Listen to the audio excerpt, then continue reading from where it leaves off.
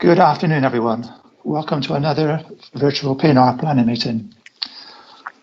Normal practice now requires the chairman to outline new points of procedure before moving to the agenda. So today's meeting is being held under the virtual meetings regulations using Microsoft Teams. All committee decisions will have the same stand-in and will be as valid as decisions made at a standard meeting held in the town hall. Today's meeting is being streamed live on the internet, and a recorded version will be on the council's website within 48 hours. Members of the public who have submitted written statements, as chairman, I can confirm your statements will be read out by officers. This is for the benefit of everyone watching today's meeting online. With the agreement of all political group leaders and the chief executive, membership of the committee now consists of 13 members adjusted to accord with political balance. If you wish to speak, please use the chat function. Members will be invited to speak by way of a queue system. Please mute your audio when not speaking. If members are joining by telephone, please ensure they are muted when not speaking. Press *6 on the telephone.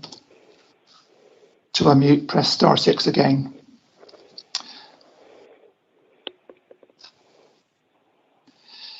In regard to declared disclosable pecuniary interests, please ensure the chairman knows you are leaving the meeting. At the relevant agenda item, compliance is essential to comply with the law. Following determination of the agenda item, you will be invited back into the meeting by a Democratic Services officer. Voting procedure. When proposing a motion, please indicate via the chat function and wait until invited to speak. State clearly what you are moving. For example, the recommendation in the report. This will aid the public following the planning process online. If you are seconding the motion, again, use the chat function and wait until invited to speak. Voting on applications will be by roll call. The legal officer will call each councillor in alphabetical order. The vote will be taken on the basis that you have heard the full debate on the application. Please state if your vote is for the motion, or against the motion, or you wish to abstain. This will ensure the vote is correctly recorded. Voting on matters of procedure, such as confirmation of the minutes. The vote will be in reverse order and en bloc. I will ask members if they wish to vote against the motion. I will then ask members if they wish to abstain. Then all remaining members will be taken en bloc as voting for the motion. Please ensure all mobiles are switched off. Are there any questions before we move to the agenda? Councillor Parker would like to speak, Chair. Councillor Parker. Yes, I still need to speak in connection with the old Jewson site, Chairman. So presumably I would do that when that issue is raised. Yes, but not as the first speaker. That's fine. Thank you. Okay. No other members wishing to speak? I do, Chairman, on Anne Harley here on agenda item 6 and agenda item 8. Right. What do you wish to say? Sorry? Did you want to make a comment, or? No, I want, the applications that I've called in. Okay. Right. Hazel, please undertake the roll call of members and officers. Members first. Councillor Bridger. Present. Councillor Bryant.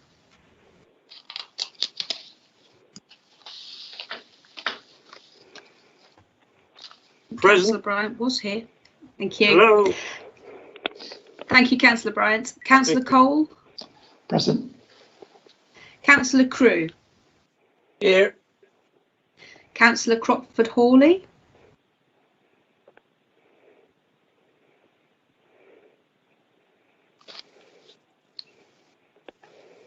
Councillor Crockford-Hawley? Was here. Appears we may have lost him. Councillor Cronolly? Yeah, I'm here. Councillor Harley? Present. Councillor James, who is substituting for Councillor Cherry? Present. Councillor Leigh Morgan? He is here. I can see him on screen, but he's phoned in to say he has a problem, but he's muted at the moment.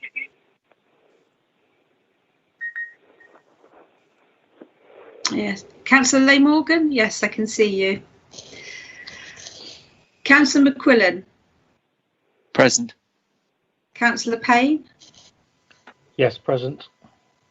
Councillor Solomon? Present. Councillor Westwood?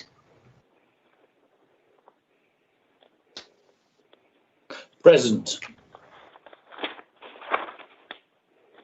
So go back, is the Councillor Crockford-Hawley with us? Appears not. Can I butt in? Can someone help Councillor Leigh Morgan to unmute himself? He apparently is having issues.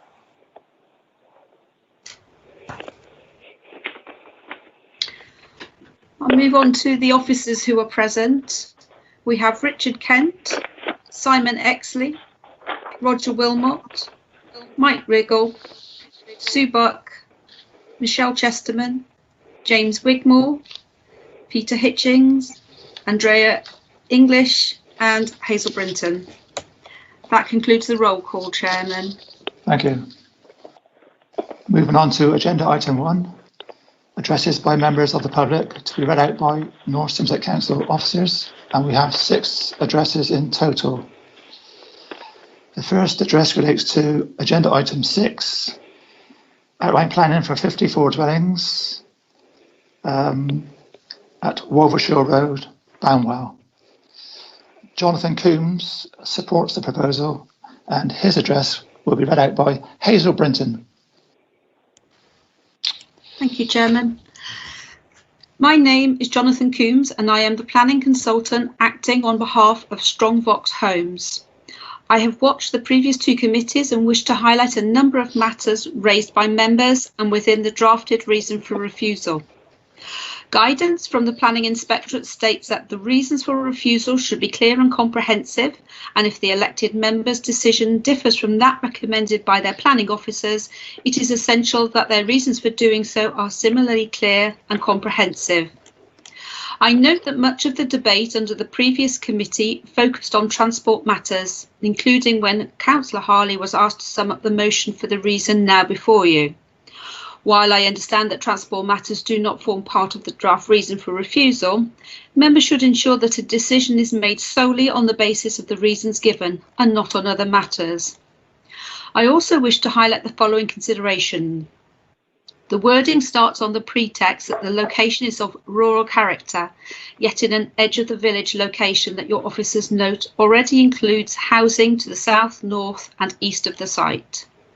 The scheme is in outline with only details of access before you, and your officers note that the scheme has the potential to make a positive contribution to local distinctiveness. Strongbox Homes are an award-winning private house builder currently building at Weston-super-Mare, Congsbury and Sanford, and are very proud of what they are building. I would highlight that the council have contacted Strongbox Homes to complement the quality of the current development at Sanford, 2 miles away, and to use photographs of this in the new local plan. If members are concerned about the number of homes, the density of the development is around 17 dwellings per hectare, and your own core strategy seeks a target density of 40 dwellings per hectare across North Somerset. Moreover, your officers set out that the scheme is a spacious development that reflects the transition to a looser form of development to the north and the east. I would ask members to consider how a scheme of 25 dwellings within the eastern field of a similar density would differ in impacts from our proposals, given the western field cannot be meaningfully seen from the surrounds. I would request members consider which other developments are being included under the terms cumulatively, and proposals when suggesting that the application is inconsistent with the Sustainable Development Strategy. I am particularly mindful that a previous appeal at Knightcott Road in Banwell found that a scheme of up to 150 dwellings could be sustainably located within Banwell, and development since then cumulatively remains below this number.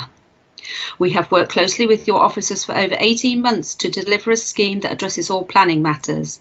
This development will help reduce the Council's 5-year housing land supply shortfall that may in turn help to resist future speculative applications, particularly bearing in mind these challenging times for the delivery of homes. 3 minutes are up, Chairman. We need to conclude. Concluding paragraph is, I request that members consider the detailed wording of the reason for refusal and whether this truly reflects the scheme before you, particularly in the context of your officer's professional advice to recommend approval.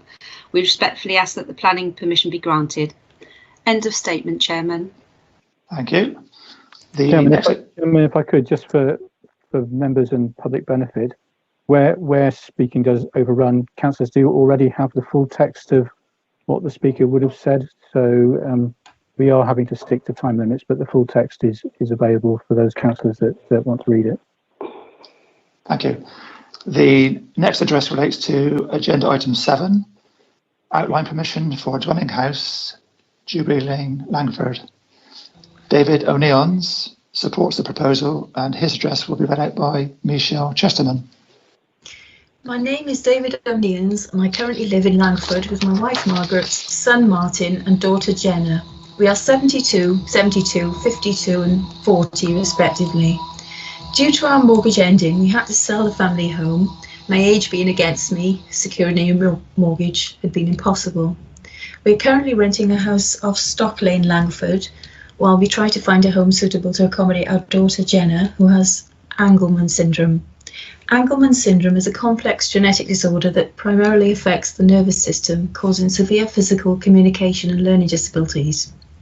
Until lockdown, Jenna attended her day centre at Whirl and is looked after by her family at all other times. Since the move, her condition has deteriorated, particularly with her sleep pattern and unintelligible noise she makes when distressed. It is our intention to continue to care for Jenna as a family unit as long as we are able, without putting any requirements on North Somerset to provide support. It is particularly important for Martin, as although I am well, my wife Margaret has diabetes. In short, we won't last forever, and so we need to provide certain safe continuity for Martin and Jenna's future. Objections to our application have suggested buying a property on one of the new estates around Langford and Churchill. We have ruled this out because of the noise Jenna can make when distressed or wanting attention. She regularly bangs on windows, walls and banisters to communicate, which would make estate living difficult. Our previous home, which we lived in for some 21 years, was adapted from 1996 to 98, with particular emphasis on construction to ensure safety for Jenna. This included large bedroom and bathroom, wide staircase with handrails both sides and high banisters to prevent falling. Finding suitable rental accommodation was extremely difficult. The main issue with renting is that we do not own the property. The special adaptations needed are costly, and who pays for them? Finding something suitable to rent was a precursor to the problems we have found in finding somewhere permanent to live. Since 2018, we have been unable to identify any property in the area that meets our safety concerns that would not be expensive to adapt. We have studied the particulars of some 150 plus properties. These can be whittled down due to location, number of bedrooms, internal layout and cost of conversion works. To be specific, we require a detached 4-bedroom dwelling in a safe and secure environment away from traffic. So it would have to be in a particular location away from a main road. On an estate, we would be too close to the adjacent houses, and no houses are built to the specific needs of Jenna. The property we propose to build in Jubilee Lane would be a chalet or dormer bungalow in a separate position away from other properties. It is important the property we propose to build would have the layout that would allow Jenna a safe and secure future. Excuse me, Michelle, 3 minutes are up, please. Could you conclude? Yes, certainly. Just to finish, we don't want to consign Jenna to an institution for others to look after. Thank you. Thank you. The next address relates to agenda item 8, change of use of agricultural buildings on Gobbles Farm, Wolvershaw Road, Banwell. Chris Langdon supports the proposal and his address will be read out by Hazel Brinton. Thank you, Chairman. The family operation at Gobbles Farm originally focused on turkey production and sheep. The turkey enterprises became non-viable, and in order to make use of those buildings, the farm has diversified and let all the turkey sheds out for commercial use. Permission is now sought to regularise the existing commercial uses of these redundant turkey sheds. Some have already been permitted by certificate of lawful use. Please note that the farm has retained the largest remaining livestock building as a ewe lambing shed and barn for hay storage. There is no expansion of the existing farm curtilage for mixed use into the countryside. The change of use, small extension replacement building proposed are all within the farm buildings complex and within the existing curtilage. The North Somerset local plan makes it clear that the council's preference is for the reuse of redundant rural buildings for employment purposes. Gobbles Farm has responded to business demand. There are 10 businesses making use of the storage space subject of this application. These include carpenters, shop fitters, carpet fitters, engineers and scaffolders amongst others. The gym has been trading for over 10 years, moved to Gobbles Farm 3 years ago and would now like to expand. They have proved demand and the lack of suitable alternative sites. In total, this proposal already supports 11 businesses, employ over 20 people. Flood risk. The flood risk assessment has satisfied the Environment Agency. The application is not required to undergo a sequential test based on North Somerset guidelines. The context of the farm buildings being adjacent to the M5 means the site is clearly not in the middle of a rural idyll, but beside large infrastructure and urban development. The site cannot be viewed from any neighbouring residential users nor any footpath users. The only view is from the highway for only a few seconds. Using guidelines drawn up by the Landscape Institute, signposted by North Somerset, any impact on the countryside is not significant. End of statement, Chairman. Thank you. The next address relates to agenda item 9, demolition of Jewson's yard buildings at Jewson site, Winterstate Road, Western Supermare. Lynn Glossier is against the proposal and her address will be read out by Michelle Chesterman. Thank you, Chairman. Please refuse this development as it would generate the same level of nuisance as a B2 use. All day, everyday noise, pollution, toxic fumes, smell and vibration arising from full body repair units, a compressor, a car wash and the movement of 62 vehicles. Western Town Council have objected to these uses in a residential area. The development does not comply with the local plan, nor with the NPPF framework, nor planning case law, as evidenced by A. Policy DM47 stating development should only be permitted if it causes no environmental harm to the amenity of a residential area and no adverse impact to living conditions of owners. B. Policy CS12 stating development should protect and enhance the character of a residential area. This is a quiet residential area with a Victorian street scene. It is not an industrial character. C. The NPPF para 180 states in that decisions should ensure that new development is appropriate for its location, taking into account the likely effects, including cumulative effects of pollution on health and living condition. No account has been taken of this requirement by the Planning Department. A compliant noise impact assessment should be sought before the application is given further consideration. D. A noise impact assessment was recently required on a nearby B1 site as the council was concerned with noise from an industrial extractor fan on residents. The result was an increase of more than 10 decibels. Accordingly, that application was recommended for refusal because, and I quote, it would have had significant adverse impact on the health and quality of life of residents. The Jewson's development would be far noisier, but the council has not yet required an assessment. The compressor alone would generate noise levels between 70 and 95 decibels. It is proposed to locate the compressor next to our homes. Why is the impact of this development on the health of residents of Langford Road and Woodview Terrace not being taken into account? E. Online objection dated 7th of July sets out planning and case law concerning B1 and B2 uses. F. The statement in para 1 of page 7 of the planning report is wrong. Toxins would not be contained within the building, as they clearly would be pumped into the air next to our homes via 4 low-level extractor fans. The proposal's plan resubmitted on 13th of July is still wrong and states 31 parking spaces, when in fact there would be 62 parking spaces. G. Why has the request dated 13th of July by D&E Highways and Transport been ignored? D&E have asked for a condition to be imposed to the effect that a construction management agreement should be submitted regarding the demolition. They have concerns about the effect demolition would have on the environment. The 3 minutes are up, please. Would you conclude? Oh, certainly, yes. So finally, in view of the above, the Secretary of State would be asked to rescind any consent granted, and compensation awards from the Ombudsman would be substantial. The adverse effects could be mitigated, subject to noise assessment, by the imposition of 10 additional conditions, including the relocation of all buildings and compressor to the Winterstoke Road side of the site. Details of the conditions will be given to our local councillor, which include the revision of the layout to place the repair units compressor next to the car rental building on Winterstoke Road, and provision of an acoustic fence between this area and the car park. Condition 8 already ties the repair use to the car rental use, so this should not present a problem. Thank you, Chair. Thank you.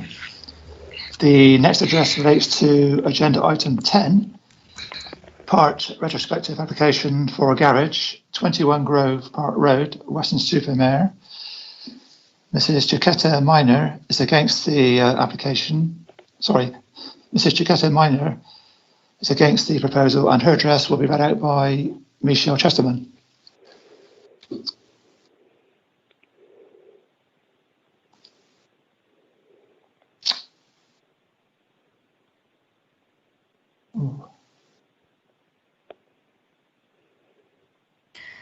Chairman, I can read it out if Michelle is having issues connecting. Okay, go ahead. I am the neighbour at 19 Grove Park Road. One of the 10 objectors to this proposed garage would make the following comments. The application site is the lower flat of a 2-storey dwelling, and the applicant owns only the bottom half and half of the garden. Mr. Rowbottom negotiated with the top flat owner for part of the lower half of the garden to accommodate the footpath of the structure, both as built and of the proposed garage. This forms a dogleg into the lower half of the garden. The amended site plan, published on 18th of June, is misleading.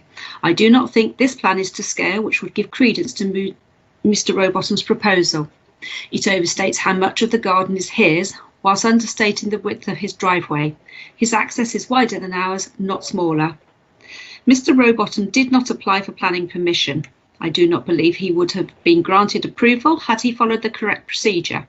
His current application is for a structure smaller than he has built without approval, and the officers have even now proposed more changes to what he has asked for retrospectively.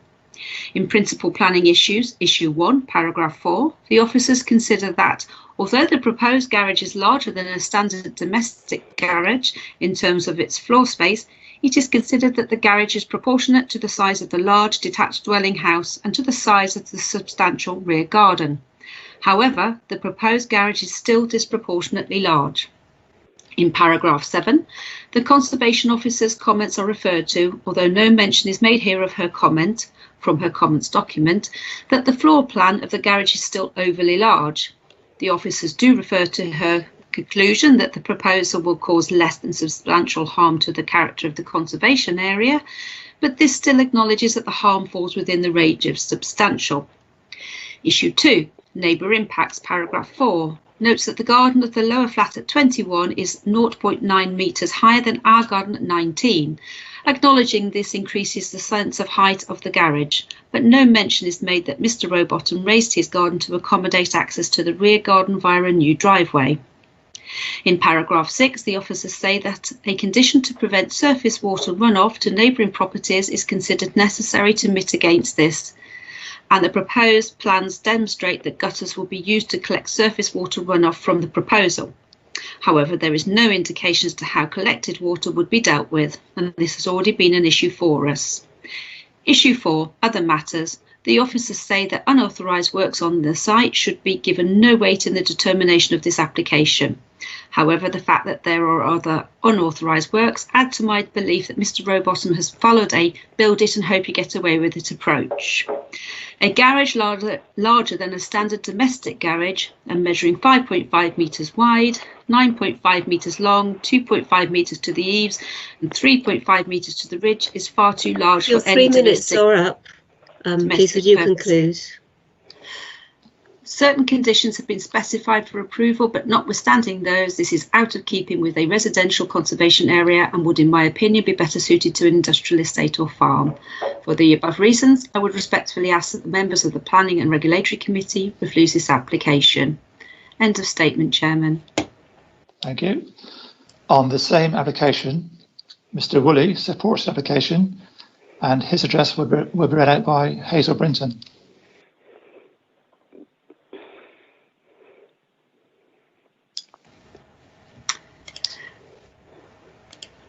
The subject garage measures 9.5 metres by 5.5 metres with a height to ridge of 3.5 metres.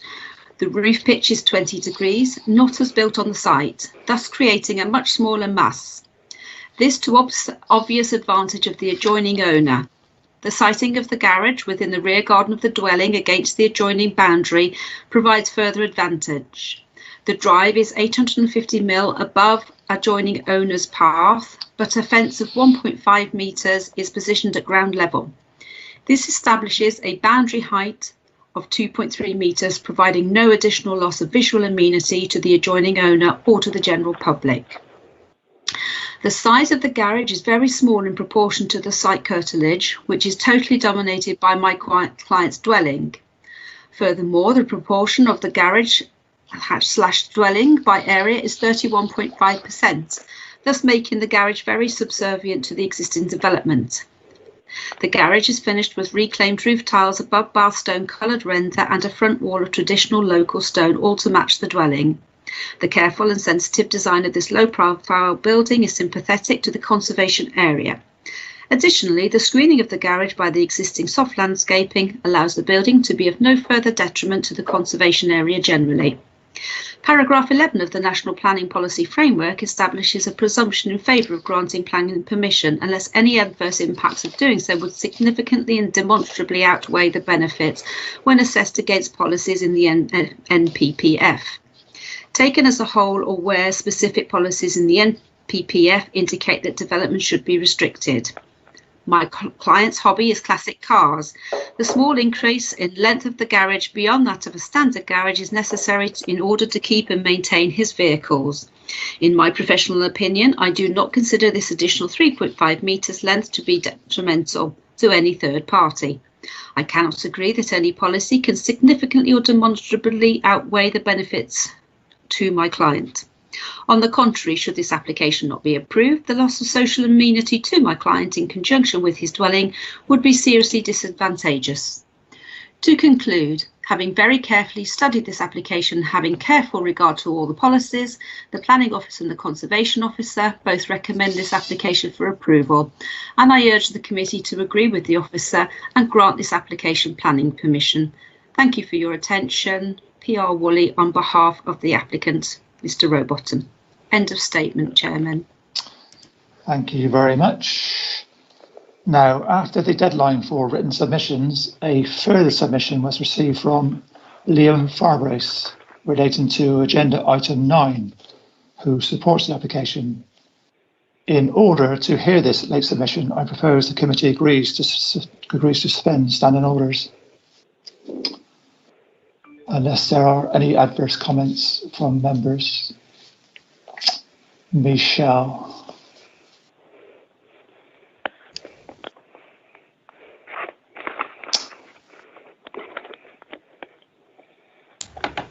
Agreed, yes, no comments, Chair. Okay, so Hazel Brinton will read out the address. Thank you, Chairman.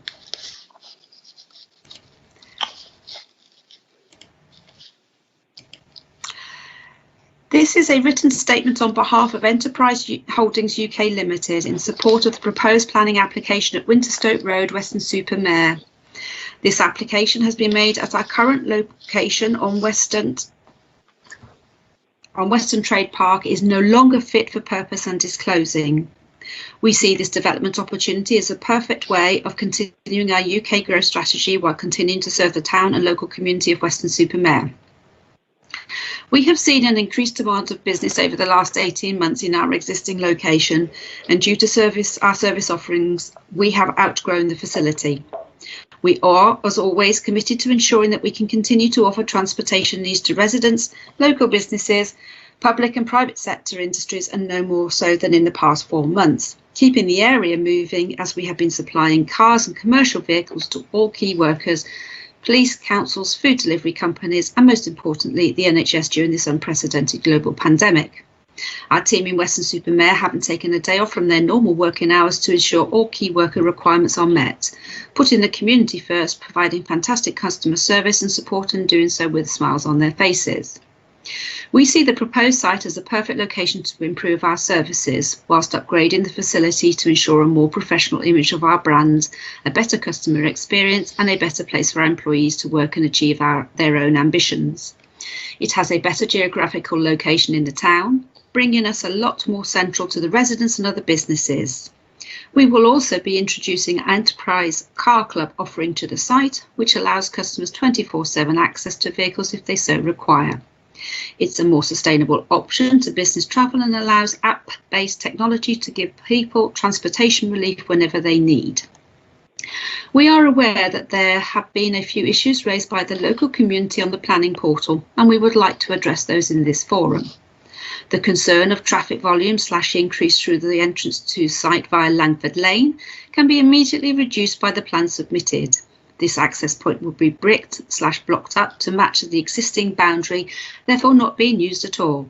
The only site access will be via Winterstoke Road. Alongside the volume of traffic concern, albeit from a different area altogether than first thought, our teams work Monday to Friday 8 till 6 and from 9 till midday on a Saturday. These hours allow us to reach our customers in need of immediate assistance before and after work. It also gives a big window for us to serve our vast customer demographic, alleviating extended working hours and excessive disruption later into the evenings. The next concern from the development plans is noise. The planning applications of other sites that we have moved to or redeveloped have required acoustic reports, and they have found that the noise levels are not of a concern and would not disturb standard conversation. Most of the noise is purely the noise... 3 minutes are up. Please, would you conclude? I will. Purely the noise generated from general car movements. To sum up, finally, here at Enterprise Holdings, we have always prided ourselves on being there to assist the communities we work in and having a company value of our doors always being open. This positive, inclusive mindset on top of a graduate-based professional team will be a great asset to a highly retail-orientated part of the town and will be able to even better provide a service that is growing and growing. Thank you for your time to listen to this statement. End of statement, Chairman. Thank you. I now move committee reinstates standing orders. Right, agenda item 2, apologies for absence. Hazel. I've received no apologies for absence, Chairman. Item 3, declaration of disclosable pecuniary interests. Hazel. I've received no disclosure of pecuniary interest, Chairman. Thank you. Item 4, minutes of 17th of June 2020.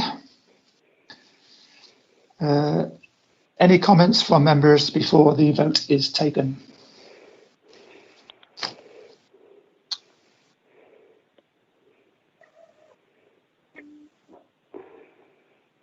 Move approval, Chairman. Councillor Crew? Second, Chairman. No. If there are no comments, I have to go through the voting procedure. So, are there any members voting against the motion? No. Are there any members wishing to abstain? in which case, en bloc, all remaining members support the motion. Thank you. Item 5, matters referred by Council, the Executive, other committees. There are none. Agenda item 6, outline planning application for 54 dwellings and access at Wolvershire Road, Banwell. Roger.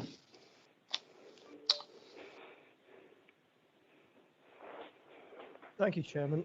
I'll just briefly provide an outline of the application by reference to the slides. I think this has not been. Roger, your audio is very, very faint. Okay. My apologies, Chairman. Is that an improvement? Slightly. Is that an improvement? Yes. Yeah. Okay. So I'll just run quickly through the slides, as I think there are a number of members who have not been present at preceding committees. So if I could start off with the site location plan. The site itself is the one outlined in red on this plan. Wolvershill Road itself is the yellow road, which is going from the top of the page down to the bottom right corner. To the left-hand side of the page, you'll see in blue the motorway, the M5, on the outskirts of Banwell and Locking Parklands, and the maroon-coloured road running from the left to right across the page is the A371, which splits the centre of the village into the 371 at Castle Hill and the 368 at East Street, moving towards Sandford and Churchill. You'll see it's from this plan, it comprises 2 fields plus an area to the right-hand side of Wolvershill Road, which is required for drainage purposes. Next slide, please.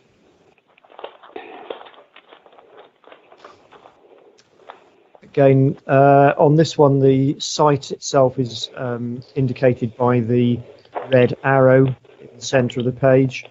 You'll see that these are 2 green fields, and there is development at Nightcott Park and Wolvershill Park immediately to the south.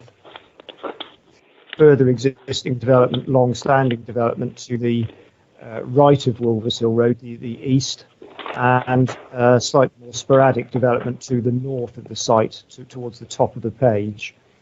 The purple-coloured site on the plan is the site for 44 dwellings, which was approved and is in the course of construction at the present moment. But I think from this plan you'll see a fairly clear indication of how the site relates to the rest of the village and its proximity to the centre of the village. Next slide.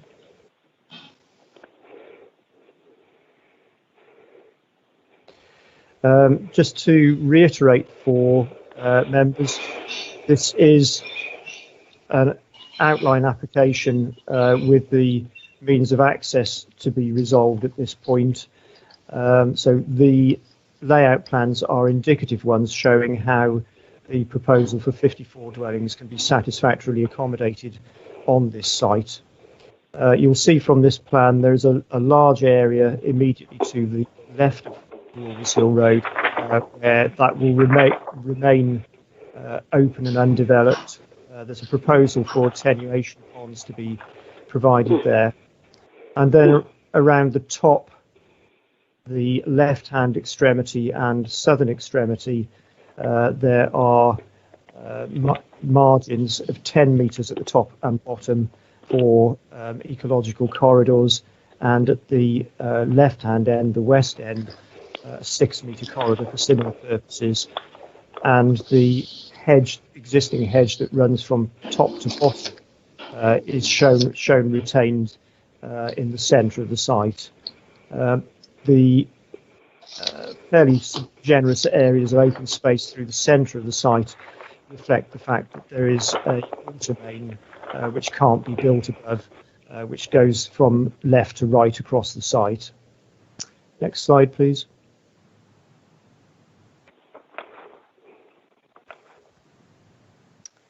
Again, I won't dwell in great detail on this, but it's an indication as to how the development can be planned to mitigate any impacts on adjoining neighbours in Knightcock Park and Wolvershill Park. What's shown here indicates the two-storey dwellings in blue, and then on the southern margin, in addition to the 10-metre green margin and additional planting, the amber-coloured plots are shown as single-storey ones, or could be shown or could be developed at reserve matters stage as single-storey dwellings. So it's an indication that the site can be developed at this number without any substantial adverse impacts. Next slide, please.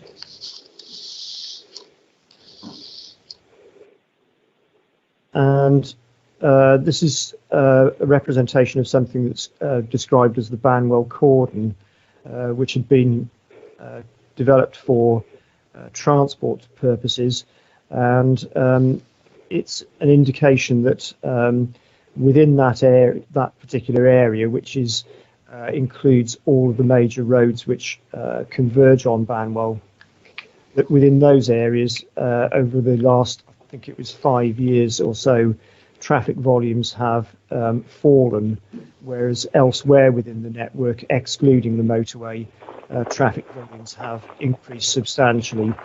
That relates particularly to the point that we've made in connection with this application, that the well-known and documented traffic problems of congestion in the centre of Banwell are to some degree self-regulating, because it's considered that effectively additional traffic and users are well known or know the congestion points well and tend to opt for alternative routes. I should just correct that. It's between 2001 and 2019, there's actually been a 1.3% reduction within that cordon area on those roads. Okay, I think there's one more slide, I think, if we could just briefly see that, please. No, I was wrong. If I can just draw members' attention then to a couple of points. So just firstly, the update sheet, which you will have, which has some additional information from the applicant, which to a degree reflects their public participation statement and seeks to reassure members about the high development standards and qualities which they believe they can meet at reserve matter stage if this is approved. As we've said on there, yes, those are matters that can be subject to scrutiny at reserve matter stage. It should be perfectly possible to influence the layout, design and materials to ensure that the development responds as far as possible to local character. Briefly, we've just mentioned that in connection with the bypass, that the application in terms of traffic has been assessed and found satisfactory on the basis of the current road network. That is to say, in the absence of the Banwell bypass, which members may be aware that at the full council meeting on the 14th of July, the council resolved to accept the funding from Homes England towards the bypass and other items. The broad programme anticipates completion of the highway works on that 2024. So just in summary, and I think Richard wants to probably just add to this, but essentially the determination of this application is one of need against impact. We are in a situation where we have demonstrated less than 5 years supply of house building land only, and in those situations we can't regard our policies in respect of housing development as being up to date, and we can't therefore attribute full weight to them, or we can attribute significant weight. We therefore have to carry out a balancing exercise, and in this particular instance, we consider that the benefits of the additional housing supply and affordable housing, amongst other matters, outweigh the conflict with policy. The technical matters, in terms of landscape, we believe this is an unusual site in that it is fairly well concealed not really terribly visible in the landscape. The ecology is capable of being mitigated by the measures that we've recommended. Traffic, we don't believe we can put forward an objection on that basis. Relationship to neighbours can be addressed at the reserved matters stage, as has been demonstrated by the indicative plans. Design, again, can be dealt with at the reserved matters stage, and we've been advised that there are no drainage or flood risk matters, and therefore all of the matters all the potential impacts can be addressed. Thank you. Before I bring Roger in, I just want to remind members. Just want to remind members that this is a Section 1 application held over for one cycle because the committee decision was contrary to the officer's report last time around. Richard. Chairman, yes, I just wanted to add to that. So the application has been the subject of a previous consideration by the committee, and the reason for refusal that the previous committee came up with is set out in the papers, and that was related to the compliance with assessment boundary policies. Traffic wasn't brought forward as a reason for refusal, and I think it would not be appropriate to advance that now. But as Roger Wilmot has said, this is a site where we are in a position where we don't have a 5-year supply, and therefore the so-called tilted balance applies, and we have to give greater weight to the need for housing. And the test is, do the adverse impacts significantly demonstrably outweigh the benefits? And as Roger has said, the opposite conclusion is that is not the case. The other matter just to reflect on, that since the last meeting are the various government announcements about the need to build out of the recession, and I think it does seem to be the case that even more emphasis will be given to getting house building going than might have even been the case previously. So I think we would urge members to follow the officer recommendation. Thank you. Councillor Harley. Thank you, Chairman. Well, I'm certainly not going to consider what the government has said, build out of the recession, which is affecting villages as well as anywhere else. So at this moment in time. So I would like to move recommendation for approval of 25 houses subject to further discussions with officers, representative of the community and ward councillors on reserved matters. Hopefully I've got a seconder. Councillor Solomon would like to speak, Chair. Can I just bring Richard back in on that proposal? Chairman, yes. The application is as it is before us. Yes. And whilst the councillor may indicate a preference for a reduced scheme, we do have to consider the application as it is in front of us. So for the number of houses is not something that we can influence at this stage. So the application is for up to 54 units. We have explored with the applicants, I understand it, whether there is a willingness to reduce those numbers, and I understand they want to proceed with the application as it's submitted. So the policy would allow for around 25, and but the application is for 54. So, Councillor Harley, on the application before us. I'm sorry, Chairman, I can't understand that. I really can't, because it's being allowed that I'm sorry, I really do take exception to that, because it's being allowed that the applicant can say in the papers and in his address, or her address, whoever addressed it, that, you know, we're willing to do this and we're willing to do that.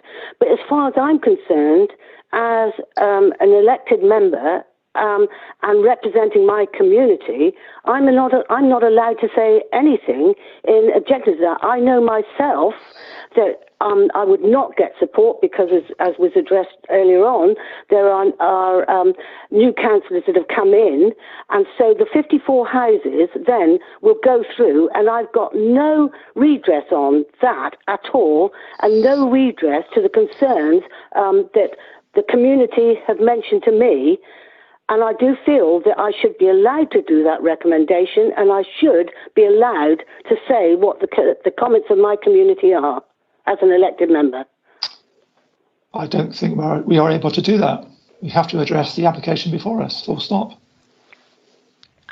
Councillor Solomon, Richard Kent and Councillor Bridger would like to speak, Chairman.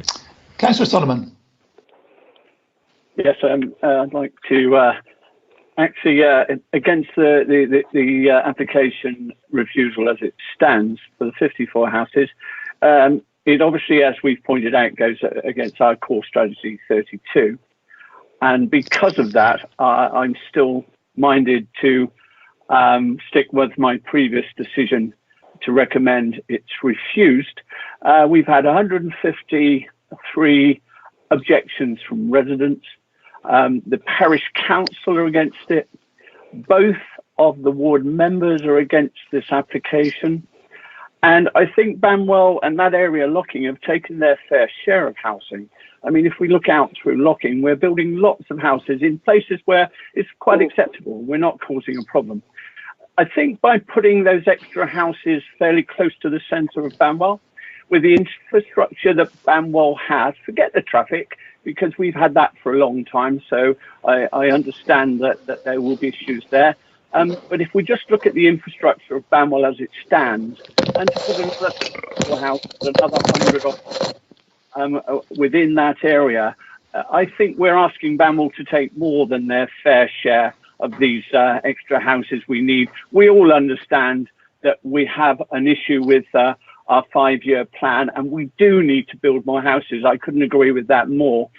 But I do feel that what we're doing in some cases is agreeing to put houses in places where we wouldn't ordinarily agree if we weren't under this pressure of only having 4.4 years of housing. And I think we can't fall into that trap, because that's the trap that we also fall into with developers when they start to feel.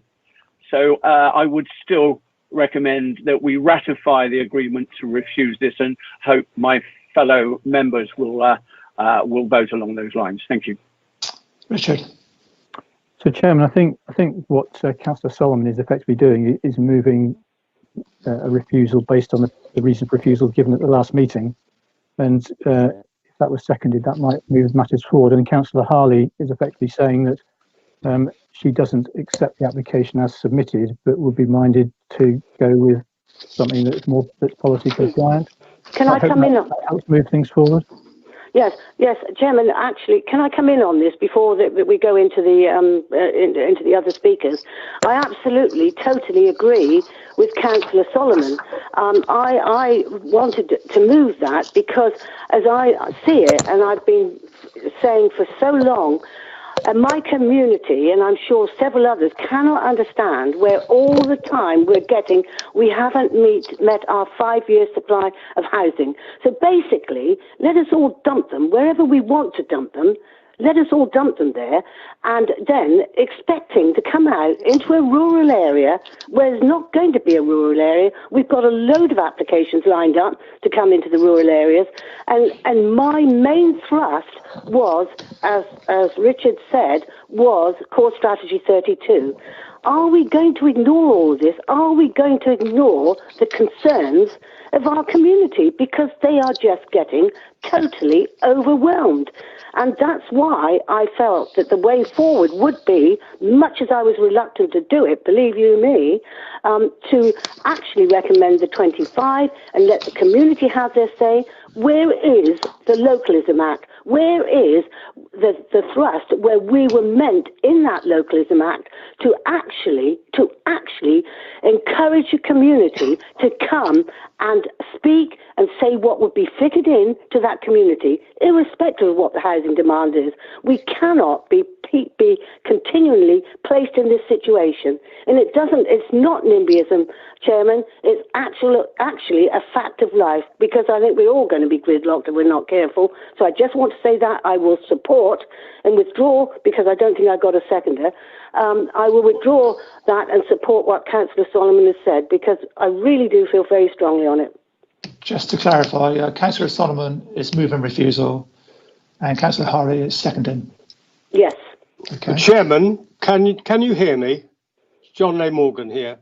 I can. It's taken me 3/4 of an hour more to get. I don't know. I still can't see myself, let alone. Oh, that's good. I heard that. May I speak on this one, Chairman? Carry on. Yeah, carry on. Thank you. I mean, you know, with our land bank depleted, we're prey to every chancellor who comes along with an application to build on totally unsuitable sites. I've had one at the top of the Bleeding Hill, which we turned down, but the inspector approved it after just a cursory visit. And in actual fact, the developers had to take the top off the hill in order to create a sufficient flat space to put his houses on. And I believe he sold about 6% of them. This site, as far as I'm concerned, though, on the other hand, is ideal for development.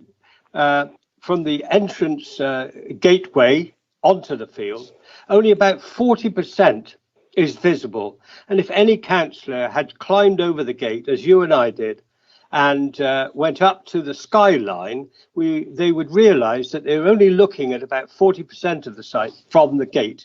And you can only see the rest of it by getting up onto the top and realise what a large, ideal site it is. It's fairly featureless, except for a short hedge halfway along the bit that's out of sight of the road. I'm certain that this development here on this site would be very, very popular with prospective buyers. I understand that the builder's got an excellent reputation for building high class and attractive properties, and I'm confident this would be one of the most attractive parts of Banwell. If the entrance and exit is intended to be in its present gateway that we climbed over, then there's excellent visibility in both directions, around 150 to 200 yards along Wovershill Road. And although I do agree that the first mile or so along that road would probably benefit from a 30-mile-an-hour limit and better council enforcement of the weight limit that already exists. Adding further properties to this part of Banwell could add further weight to Banwell's need for a larger school, a doctor's surgery, and shops to open rather than close as they've been doing in recent years. I mean, the bypass will only add to the attraction of a new development on this site, and I'll be voting for it. I think we made a mistake a couple of weeks ago. If the committee, though, decides to turn it down, then I believe that we would lose any appeal that the applicant should make. But if not going to do that, then I would suggest to them that they scale their plans back to 25 units at the same density, leaving them the rest of the site for development at some future stage, with a similar reduction to the number of affordable homes. So I invite members of the committee to support this view, and let's complete this job. We will not find a better site anywhere in North Somerset than this one. I believe the next speaker is Councillor Bridger.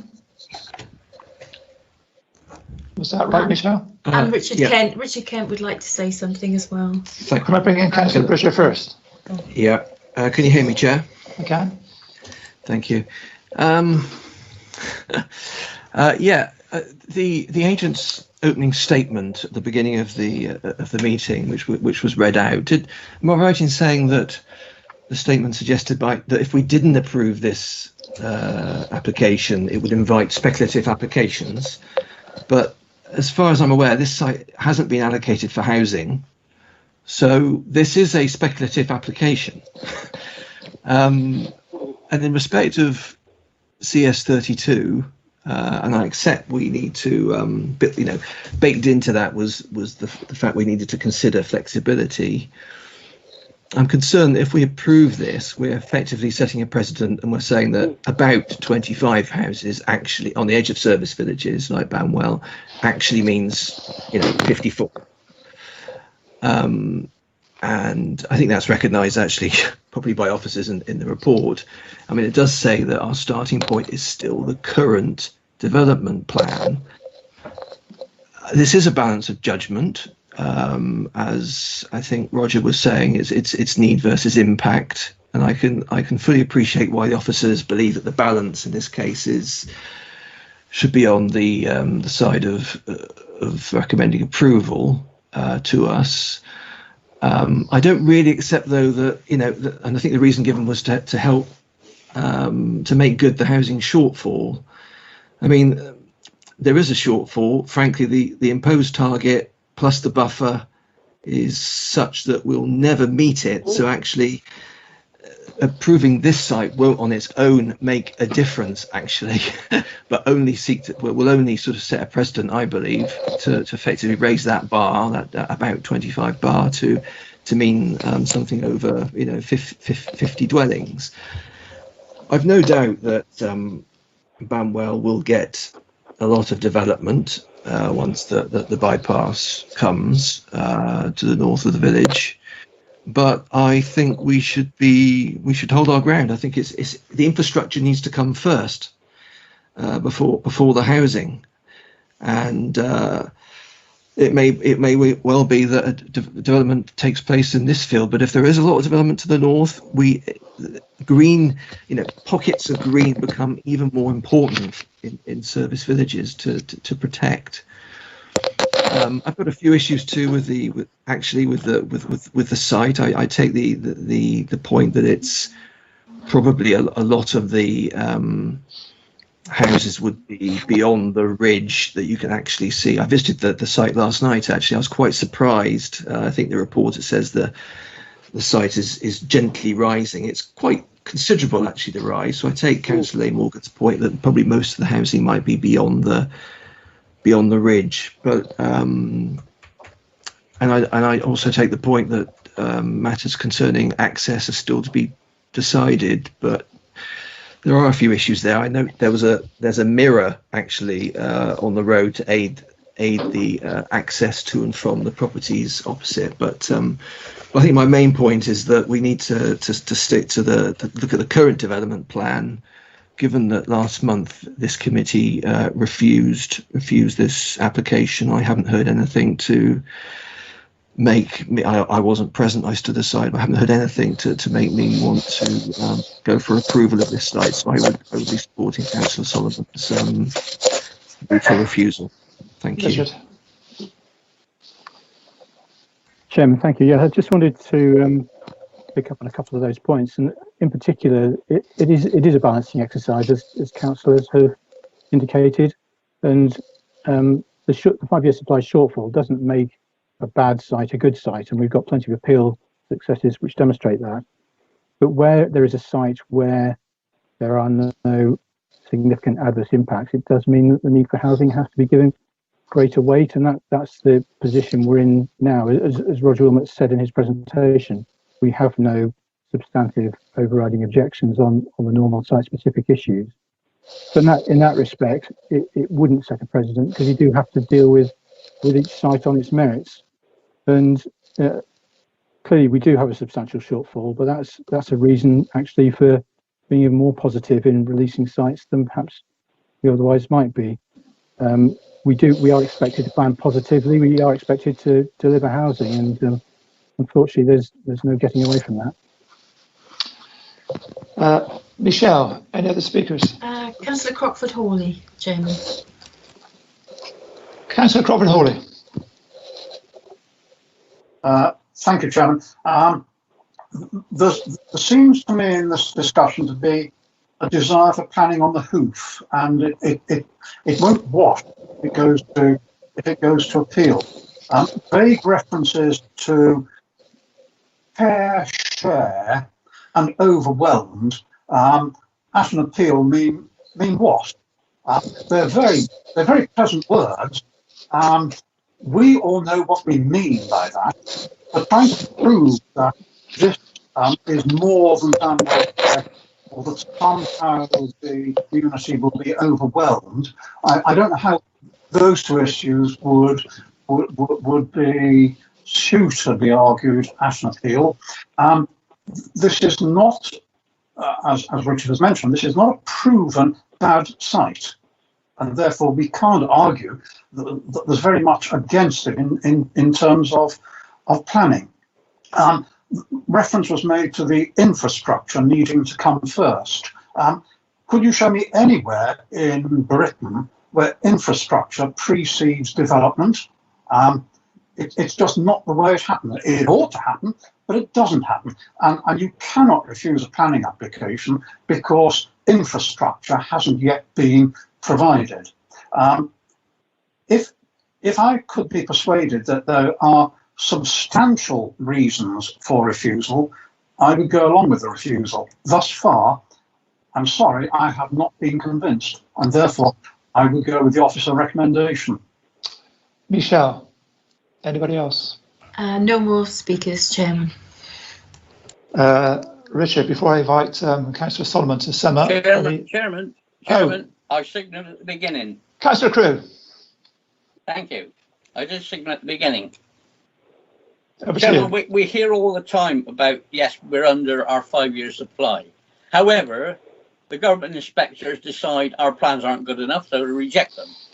Now, the most important thing, as I made at the last meeting, we decided that looking at the new plan through SPED, that we would go and say to the general public, this is what we have to build, tell us where they go.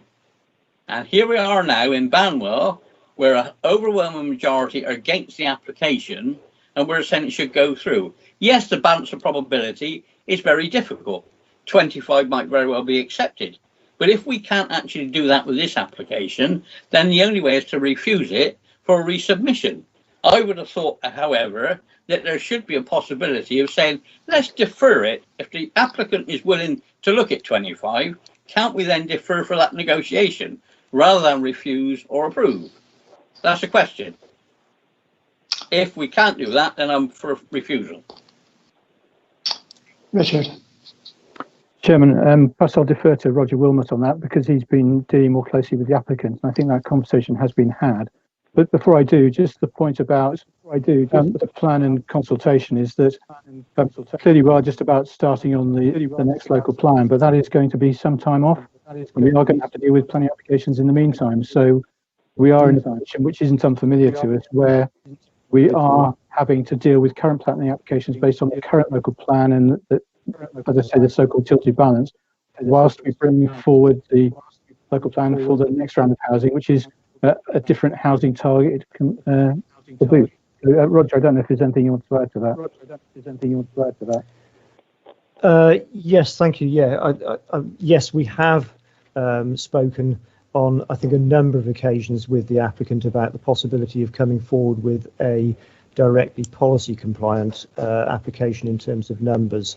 They have declined to do that, and I think have indicated that there are certain costs, effectively, as I understand it, which are going to be a fixed level, as it were, for any form of development on there. But clearly, if it's then has to be provided for a development that is slightly less than half the size of what's been applied for, then relatively speaking, the costs are significantly sort of larger. I think the other point, which is probably a fair point to make also, is that if one were to reduce the site or the application down to 25, I think the logical way, probably the only way that one could practically do that, is by developing only the front field. But I think inevitably that would draw comparisons in landscape terms as to what is the difference. Does that make any significantly less landscape impact than the scheme for 54 does? And I would suggest it doesn't make that much difference. Thank you. Councillor Solomon, do you wish to sum up? Yes, I've listened to all the argument from my colleagues and also the officers' comments and taken all that on board.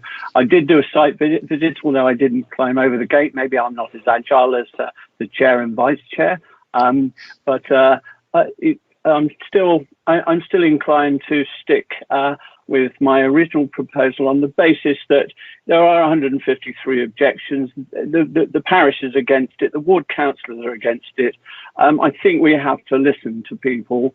And in this case, I would still recommend we go ahead with the refusal. Thank you. So, Sue, can you please conduct the roll call vote, please? Yes, Chairman. So the motion is for refusal for the reason given at the previous committee. I will now take the vote from each councillor in alphabetical order, and for each vote taken, the councillor will be confirming that they have heard the whole of the debate, unless they state otherwise. in which case they cannot vote on this motion. So the proposal is for refusal. When you say for, it's for refusal. Against is against refusal, and abstain, abstain. Councillor Bridger. For refusal. Councillor Bryant. Against. Councillor Crewe. For. Councillor Crockford-Hawley.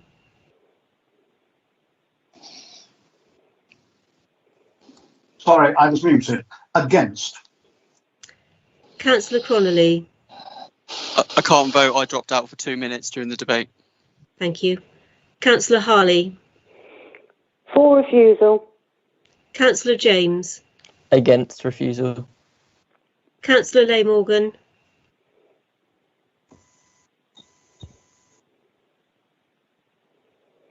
Councillor Leigh Morgan's on mute, I think.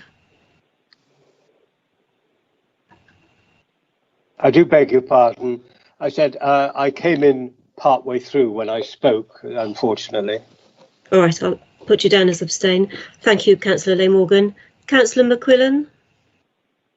For. Councillor Payne. Against. Councillor Solomon.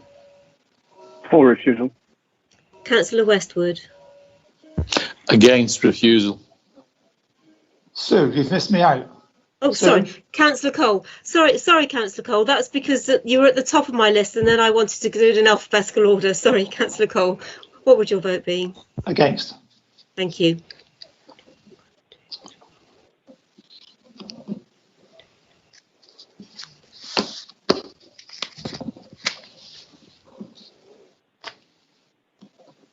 Chairman, that's 5 for refusal, 6 against refusal, and 2 abstentions.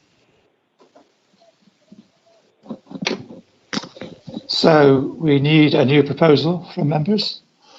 Vice Chairman. Oh, well, from the chair, I will move officer's report. I'll second that. Okay. So waiting to hear if there's any debate. Chairman, could I just ask in the meantime, I noticed two members were absent for a very short time and therefore they did not vote. When we're meeting in the town hall, if any member pops out for a minute, I've never known them decline to vote as a result of that. That's very true. I noticed in John Lee Morgan's case, he only missed the first few seconds of the whole debate. I wouldn't want this to be interpreted as a way of not casting your vote. I mean, far be it from me. Could I speak, Chairman, on this issue? Yes, carry on. Yeah. The new virtual regulations require that the councillors confirm that they have heard the whole of the debate. And although I appreciate Councillor Leigh Morgan missed the beginning and came back in, I think he did actually leave for a short period during the debate as well. And that's the requirement. Okay. So the requirement under the current regulations in lockdown is more severe than when we meet in the town hall. I find that very odd. Anyway, I will move officer's recommendation. I'm looking for a seconder. So do. Is there any more debate? In which case, Sue, can you please conduct the roll call, please? Thank you, Chairman. I'll start with you if you don't mind, because you're at the top of my list. So, just to repeat, you're confirming that you've heard the proposal, which is for officer recommendation. The vote is for approval when you say for, against approval when you say against, and abstention is abstention. Councillor Cole. Excuse me, may I ask if I can vote this time? Well, there has been no debate, Councillor Leigh Morgan, so there's nothing for you to have missed in that sense. Thank you very much. Thank you. That's what I thought. Thank you. Councillor Cole. For. Councillor Bridger.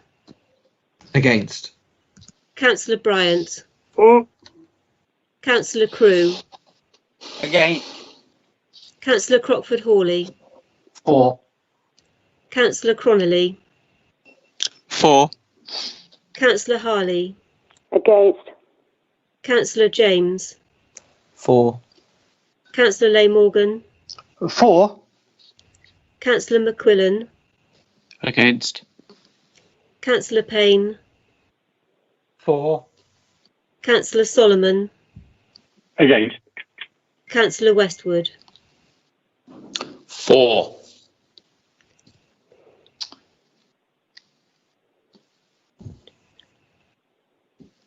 Chairman, that's 8 for, 5 against and no abstentions. Thank you. Right, moving on to application, agenda item 7. Application 19/P/3091/OUT, outline permission for dwelling house, Jubilee Lane, Langford. Simon.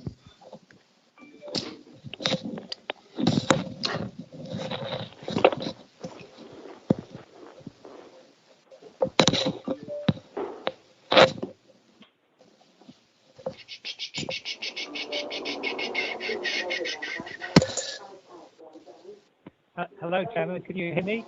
I can, but very faintly. Thank you. Approve the sound. Is that better, Chairman? Not much. Not much. Is that better? Yes, slightly. Right. Thank you. We'll just run through the slides. If Richard can put up the first slide. This is a plan that we produced to show the site. The site is in the top, at the middle of the top. I don't know if members can see it. My screen's just gone blank. Can members still see the slide? Yes. Yeah. Okay. The site itself is in the middle, coloured pink at the top. If you look further below that to the middle, you can see the dark black line, which is the settlement boundary for Churchill that's in the local plan, and that's on the south side of Pudding Pie Lane. The reason we put that plan up is to show you where this site is in relation to the settlement boundary, which forms part of the development plan. If you look further to the right, there's no houses. It's under a woodland called an area called Jubilee House. And if you look to the left side, there's a pair of houses and then further fields. So as you can see, Jubilee has very little houses along that area. The next slide, please, Richard. This is the site itself. The red areas proposed to build the house. The blue land is the land that's owned by the applicant. So the house would be sited at the front of the area edge red in a similar line to the joining houses on the left. The next slide, please.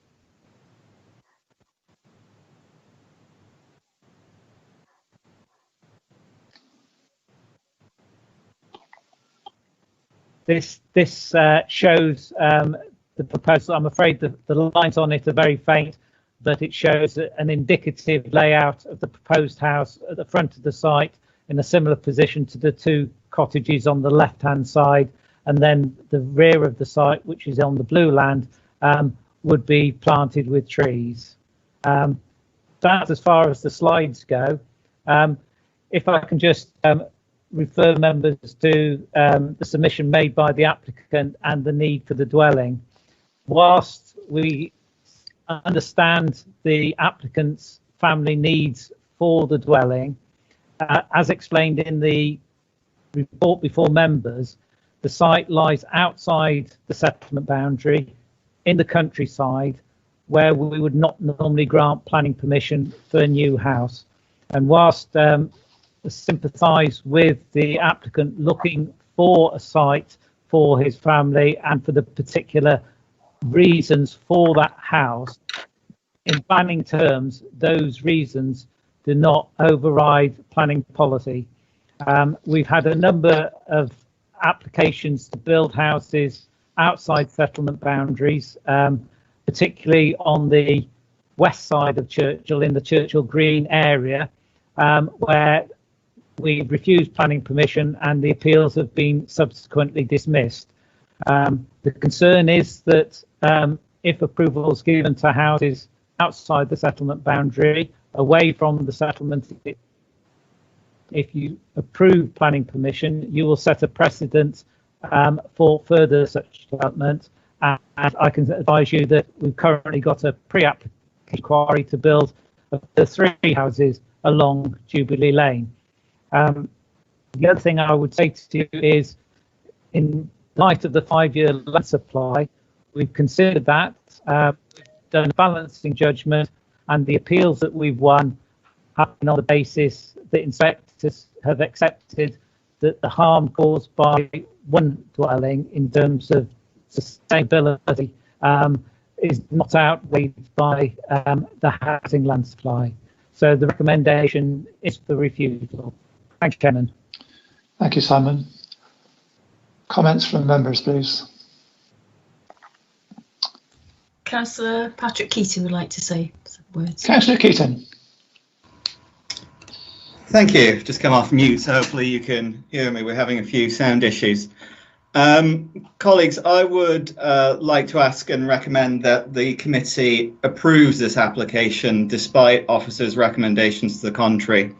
I think in the submission from the applicant's agent and the statement we've heard from the applicant earlier today, a number of the concerns raised by officers have been addressed, and I hope members have had an opportunity to read the detailed submission from the applicant's agent, which was circulated by email earlier in the week. I know we've got a busy agenda and we've had to sit through quite a lot of online meetings already today, but allow me to set out briefly a few points on why I think approving this application will be the right course of action. And I think, firstly, let's address the human angle, which was touched on at the end of the officer's intervention there. Although planning policy, as we've heard, sometimes looks askance at personal circumstances, they do have material impact. And I think as a council, we should be supportive of efforts such as the applicant's to provide a suitable home environment that can cater for his family's special needs. And I think that's incredibly important in the current health crisis, when we should be doing everything we can to provide and to enable people to provide care to vulnerable people in their homes, particularly as our care services are coming under increasing pressure and we're seeing families separated and split from each other due to the need to shield and self-isolate. So I would think we should look at this with a humanitarian eye on the immediate circumstances here.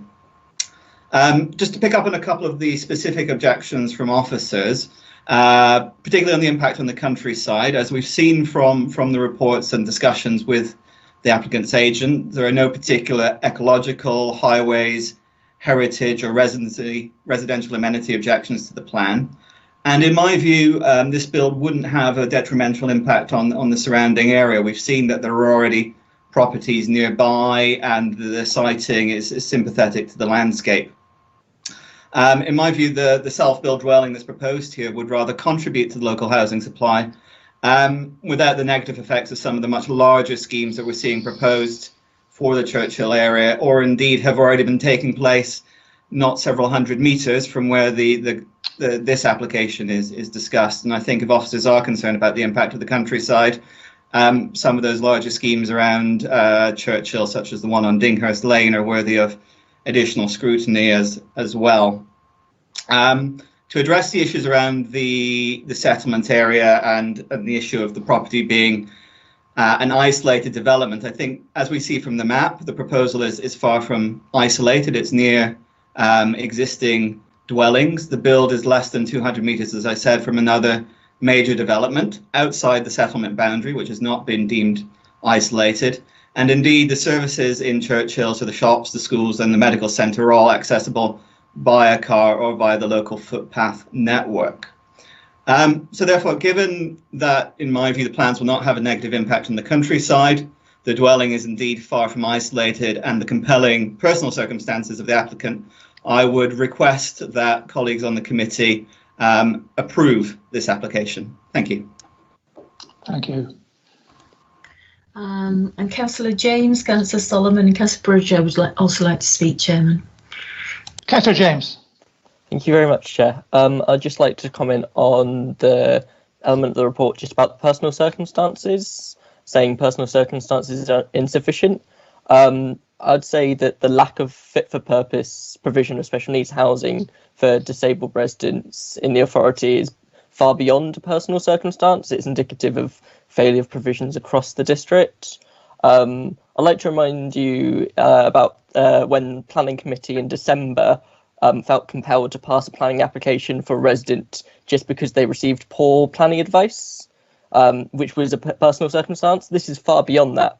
This application is more important because it supports the needs not just of this resident, but also offers the benefit from meaning that the resident and their child don't have to have support from North Somerset Council, which is a benefit for the entire district. I was just going to say that I think the provision of special needs housing and support should bear substantial weight in the decision of our meeting today. That's all. Thank you. Councillor Solomon. Yes, I echo those words completely, and I support Councillor Keating in as much as I have a brother at the moment. I'm trying to find disabled housing for, and it's impossible. We've just gone through a planning application where we've been encouraged to ignore one of our core strategies and pass that. So in this case, I think it's only common sense that we allow this application to go through on not only humanitarian reasons, practical reasons, in as much as Hugh said, it means they're being cared for at home. There's someone close at hand to look after them, and I think we'd be derelict in our duty if we went against it. Thank you. So, would you like to make a proposal? I would like to propose that we pass this application. Councillor James, you seconded? Yes, thank you. Yes. Okay. Michelle. Yes. Councillor Bridger, Councillor McQuillan and Richard Kent would like to speak. Chair. Councillor Bridger. Thank you, Chair. I just have a couple of questions actually for officers. I visited the site last night. I squeezed along Jubilee Lane. It really is an incredibly narrow, single track lane. It's very overgrown. There's a gate. There's basically a footpath that runs across the field. It looks like from the drawings that the footpath would remain, but basically hug the boundary of the proposed dwelling, the fence. I'd like some clarification on that, please. Does the applicant own the whole field? Thank you. I asked the question because I couldn't really see anything in the report about recognising the fact that there was a footpath running through that field. Simon, do you want to reply? Yes.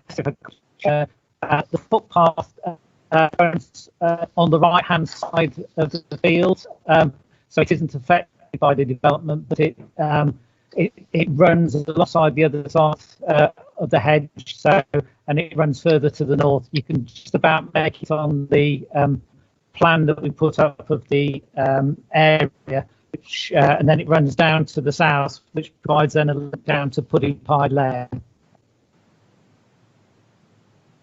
Okay.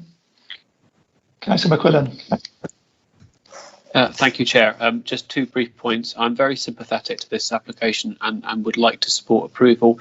I'd like some clarity around what the officer was talking about around the precedent set to help reassure me on that. Also welcome the applicant's commitment to EV charging, and I wonder whether that would be appropriate for a planning condition as well. If I could have feedback on the officers on those 2 points, please. Thank you. Richard.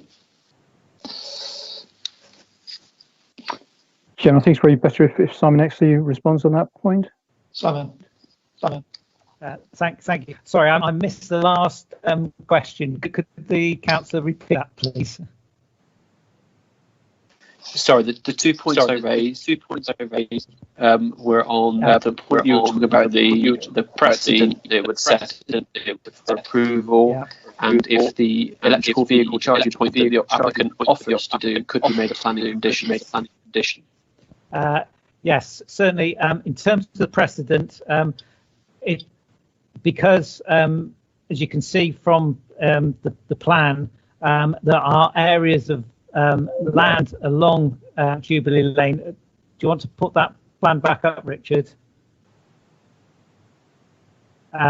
We've got at the moment a pre-application inquiry to build 3 houses further along the lane, and there are other sites that will be along the lane, and if members allow this application, they will be setting a precedent, in our view, for further housing to be built along Jubilee Lane.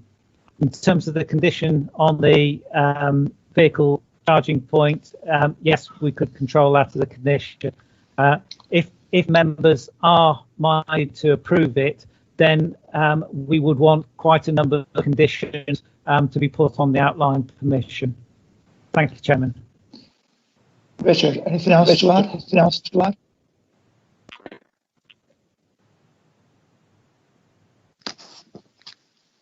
Chairman, yes, just there is also a point to add to what Simon has just said about conditions. May need to look at whether a financial contribution should be made towards an upgrade to the footpath. We just need to double check the detail of that, and I would ask if the motion is carried that it reflects on that. But other than that, Simon actually has made the points that it is always dangerous, difficult territory when a permission is granted for personal circumstances, because as sympathetic as we all are, they do change over time, unfortunately. So we are making decisions which run with the land and run with the right for a long time. Thank you. Thank you. Councillor Westwood would like to speak as well, Chair. Councillor Westwood.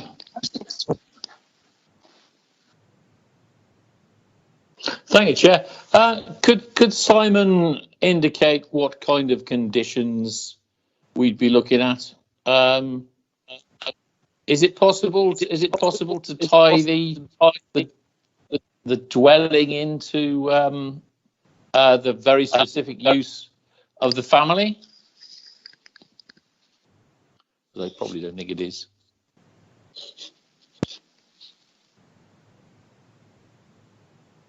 Richard or Simon?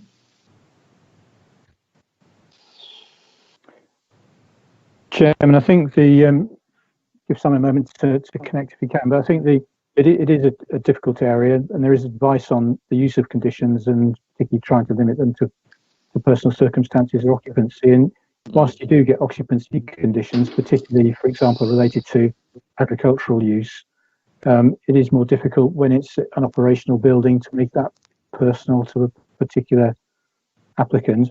And that's certainly something we can look at, though, because it does reinforce the point that you're making, that it is your intention to grant permission, or if the motion's carried at least, on the basis of the particular circumstances. So in the short term, it would mean that the permission was limited to the current applicant and would make it less capable of being sold on in the short term, if nothing else, if that ever were to become a problem. So, Richard, there short term would be what, 10 years or? It's not a temporary permission. It would. We need to give it some thought, but whether it's the permission is personal to the applicant, but it is a delicate area. I don't know if Sue Buck, the solicitor, has anything to add to that. Thank you. Sue? Thank you, Chairman. Any conditions have to meet the prescribed tests, and personal conditions, as Richard Kent has set out, are not normally regarded as acceptable in planning, because planning is a public process where the permission runs with the land rather than with the individual. So it's generally in guidance advised against this type of permission, and you probably would not limit one to a 10-year period. It would be a permanent permission, although if you did have a occupancy condition, the applicant or the person with the occupancy condition can apply to change that or lift that in later years. Thank you. Michelle. Sorry, Chairman, it's Simon. Simon. Sorry, can you hear me? Sorry, Yeah, carry on. I lost my sound. I think that this is one of the things that members need to consider. We could make it a personal permission to the family, and that would stay on there. But coming back to the particular reasons, the personal circumstances, the reasons why they're not considered very great in planning terms is because a house, if it's built, will be built and last over 100 years or so. The personal circumstances of the applicant are now and are short term in the life of the building. So it's a bit like the need for a farmer and a farmer's agricultural worker's dwelling, that we will put a condition on that can restrict it to that use. But if, for example, the farm sold off or something happens, then another applicant can apply to remove that personal permission. Thank you. I hope that explains things. Thank you. Michelle, any other speakers? No other speakers, Chairman. Okay. Councillor Solomon, do you wish to sum up? Yes, I would still like to move for us to grant this permission. Chairman, are you looking at the list of people who want to speak? Michelle is doing chats. And there's no other speakers? No other speakers in chat, no. Why, John? Okay, so when I put speak, please, that hasn't come through, or what? Apparently not. Okay, no. In which case I won't speak. But do you wish to speak? I mean, if you do, carry on.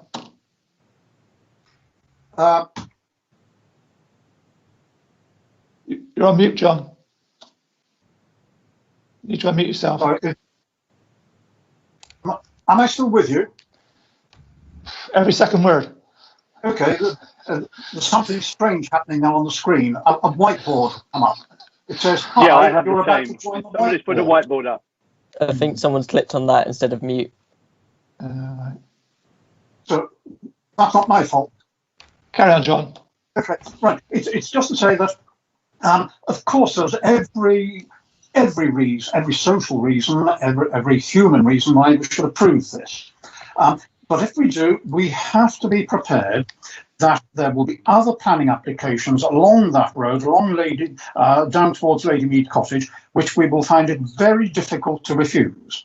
So we have to be prepared for that eventuality. And the other thing is, as has already been mentioned, we can tie this down as much as we like, but at the end of the day, the property will still be there. And when, in the fullness of time, somebody else wishes to live there, there will be an application to remove the condition. And woe betide any planner or any councillor who tries to refuse the change of ownership or the change of use, because it would simply be remaining in residential use. So the consequences we must be prepared to understand. And if we're prepared to have very agreeable emotional reasons for upsetting our planning policies, we have to live with the consequences of so doing. And that will make the planning officer's life much harder. And so you must be prepared that if future planning applications coming along that line, you will have undermined any ability to stop those planning applications going through. That's the dilemma. Michelle, I believe there are no other speakers. Councillor James and Richard Kent would like to speak, Chairman. Councillor James. That's all right. I was just going to say on that I think that's the risk that we're going to have to take as a committee. We can't change planning law, but what we have is a set of applicants with a certain set of needs, and we're going to have to, unfortunately, create this precedent to cater their needs. We can reject their application, but that would be really disadvantaging a group that really need the support of their local authority. So unfortunately, it will create a precedent. Unfortunately, planning law doesn't work in favour of people with high needs who need specific fit for purpose accommodation. But we're just going to have to pass it if we do actually want to support families that need to have disabled people that need to live healthy and thriving lives. Thank you. Councillor Kent, Richard Kent. Chairman, thank you. Yes, just before Councillor Solomon sums up, I think just a couple of points. One, the motion just does need to pick up the reference to conditions, and as Simon actually said, if the motion can be that the conditions are to be agreed with the chairman, vice chairman, and ward member, then that will give us time just to go away and make sure that we get everything right. But secondly, in a situation where the committee comes to an approval, can't reach an officer for recommendation for refusal, we do need to record in the minutes the reason for approval. And my understanding is that members are saying that the adverse impact of the dwelling on the landscape and countryside is not significant, bearing in mind there is a need for additional housing, and in particular special needs housing of this particular type. I think if I hope that you have captured that right, and we'll reflect that in the minutes if it comes to it. Right, Councillor Solomon, can you please sum up? Taking all that in view, and also listening to my colleague, Councillor Croxford-Hawley, and his points of view, I would like to move to approve this on the basis that the need for that particular house would outweigh the impact to the area itself, but approve with conditions that are agreed by the officers and the chair and vice chair of PNR. Thank you. And the ward member. Yeah. I apologise, and of course the ward member. Okay, we have a proposal to approve the application. Sue, can you please conduct the roll call vote, please? Yes, Chairman. Taking the vote, each councillor will be confirming that they have heard the whole of the debate unless they state otherwise. The motion is for approval, as stated by Councillor Solomon. When I say for, it will be for approval, against approval, and abstention. Councillor Cole? Abstain. Councillor Bridger? Officer recommendation against. Councillor Bryant? Refuse. Councillor Crew?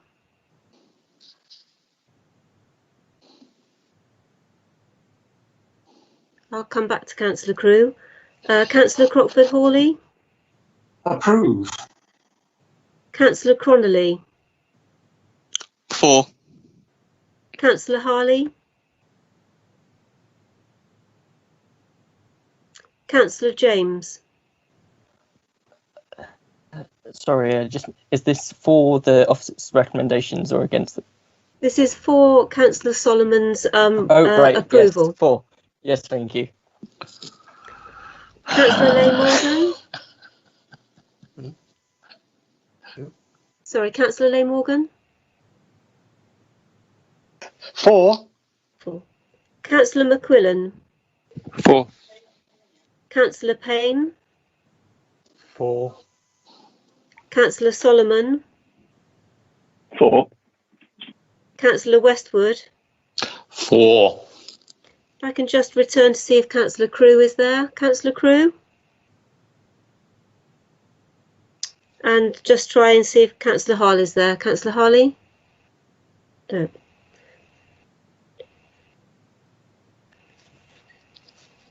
So, Chairman, that's 8 for approval, 2 against, and 1 abstention. That's clearly carried. Thank you. Okay, moving on to agenda item 8, application 19/P/3061/FUL, change of use of agricultural building, shed 5 to storage use, erection of extension to building shed 3, and change of use to gym. Erection of a replacement storage building. Shed 4. Use of land for external storage and container storage. Construction of farm track and widening of existing access onto Wolvers Hill Road. Banwell. Simon. Thank you, Chairman.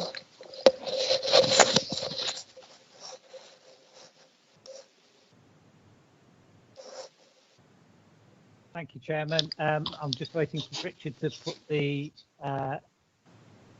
plans up for members.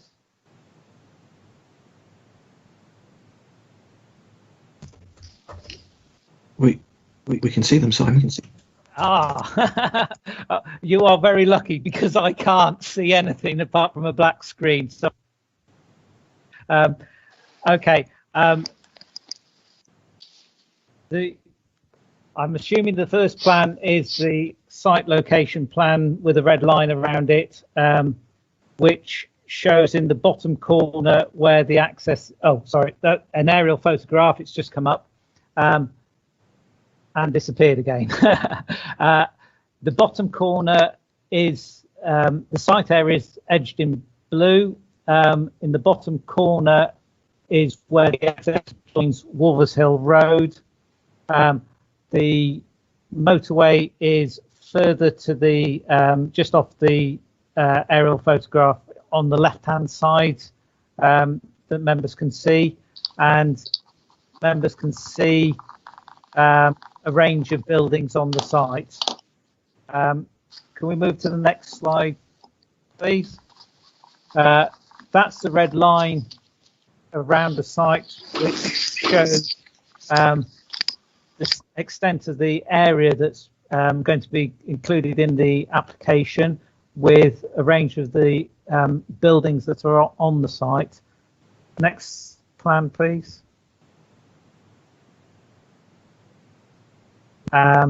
This plan shows the different coloured buildings. The buildings coloured in yellow are the buildings that have got a certificate of lawful use on them. There's an area which is proposed for an extension to an existing building in the centre of the site, and the proposals show then how just members just saw that in blue. Unfortunately, it's disappearing from my screen, and then there are some. If we go down, that the blue's the extension to the building, and then if we there are elevations of the buildings as well. The report explains what's proposed. There's proposed improvements to the access from Wolvers Hill Road. There's a range of uses that are proposed, but the recommendation is for refusal based on the extension and the benefits to the farm business. Will only leave one of the buildings that will be retained for the farm business.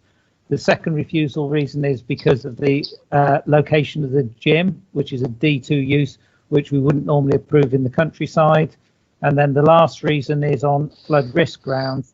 The agent, as you heard from the address at the beginning, considers that it does comply with flood risk assessment. Thank you, Chairman.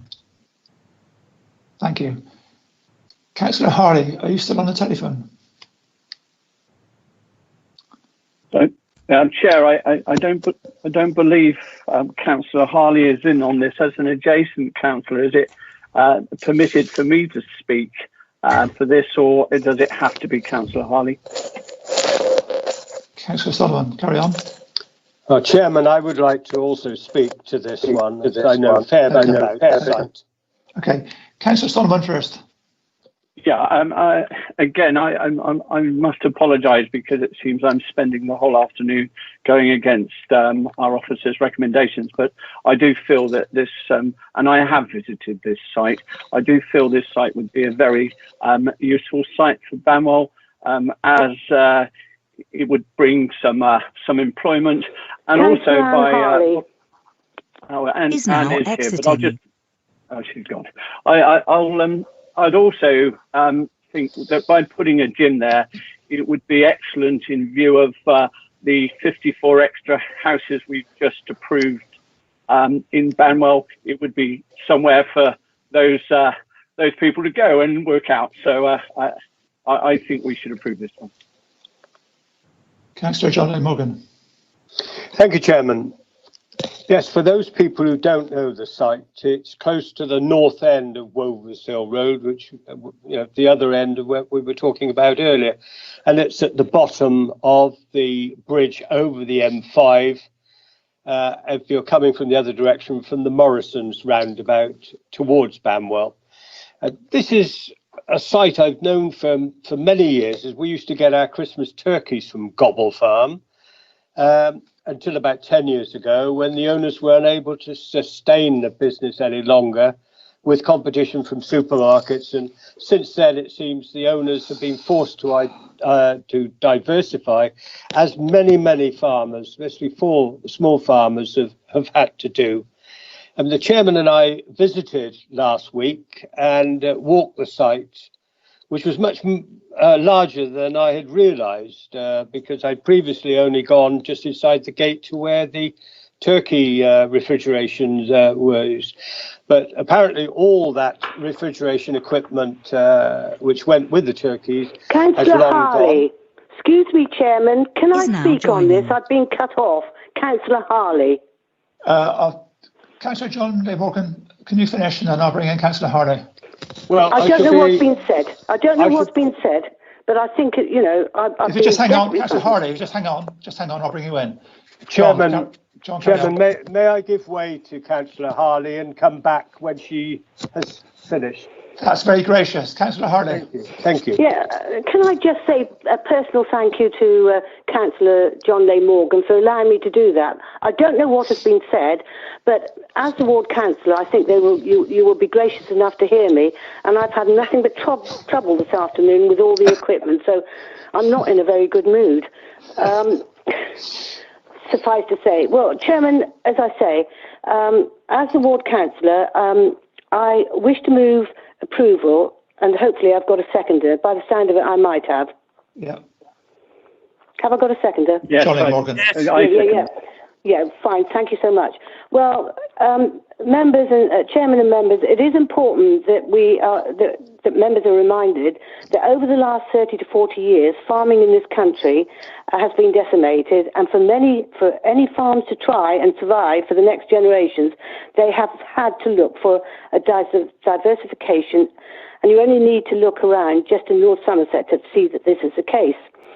DM51 recognises this and supports farm diversification, where proposals are necessary for and ancillary to the use of land.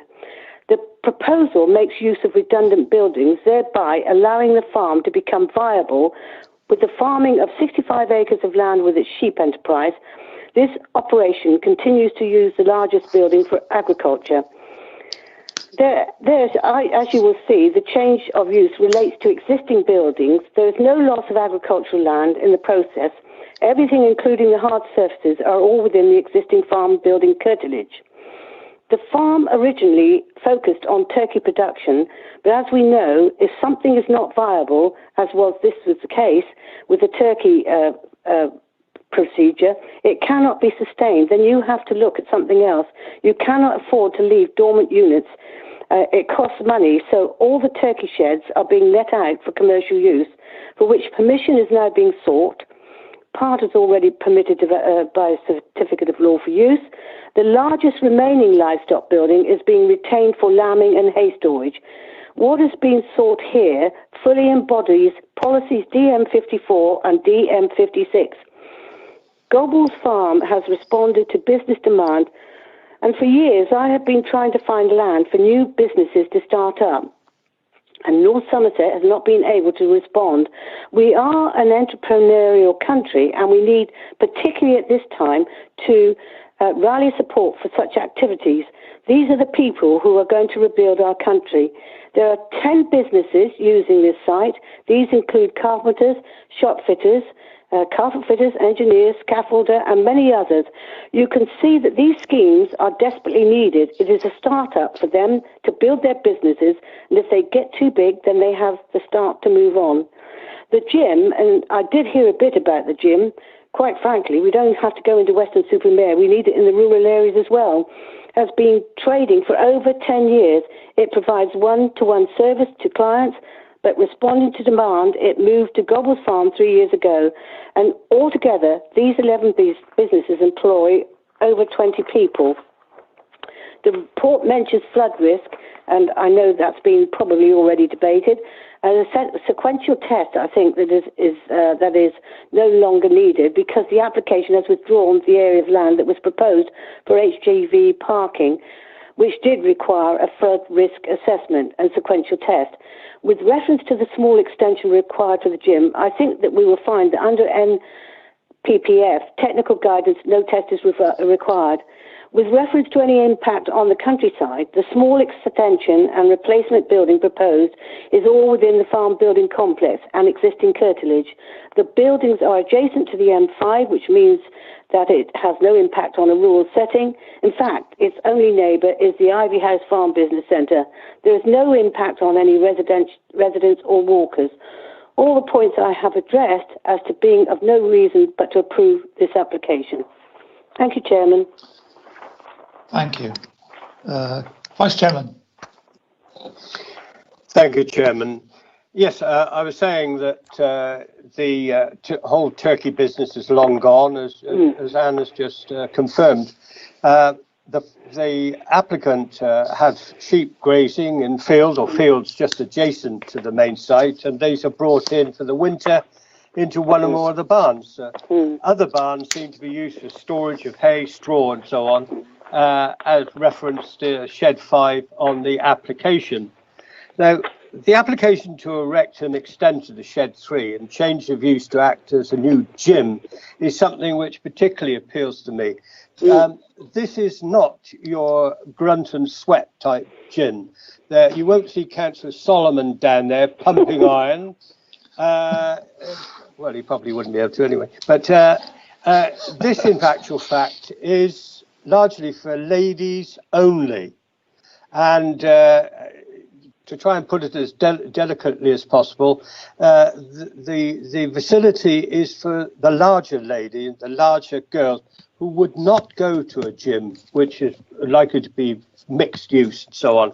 So this is something that users can have one-to-one sessions with what I suspect is more aerobics than anything else. So it is probably fulfilling a gap which doesn't exist anywhere else. There are a couple of gyms in Weston, but I don't know that they're overused, and at least one of them requires a lot of on-street parking.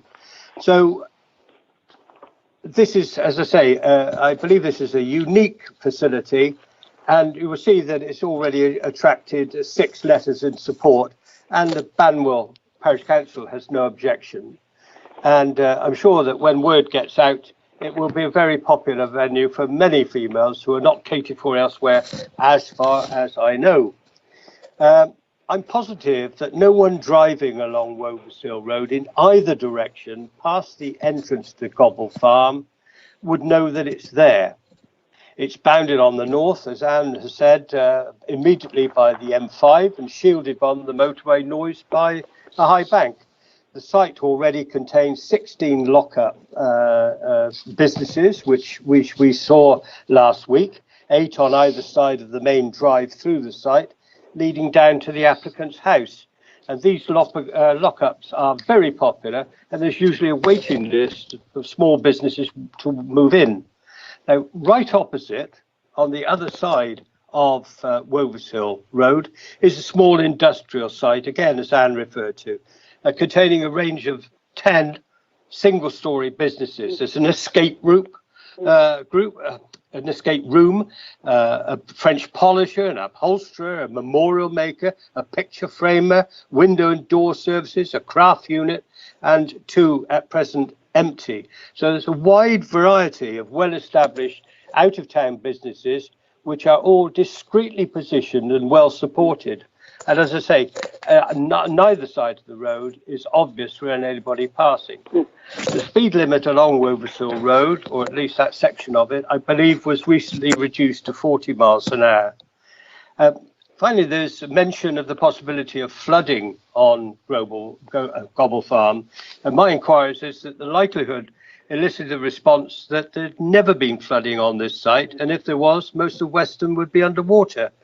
So I would respectfully disagree on this occasion with the officer's recommendation to refuse, and would propose to second this Anne's proposal, and hope the committee members will join me in favour of voting for it.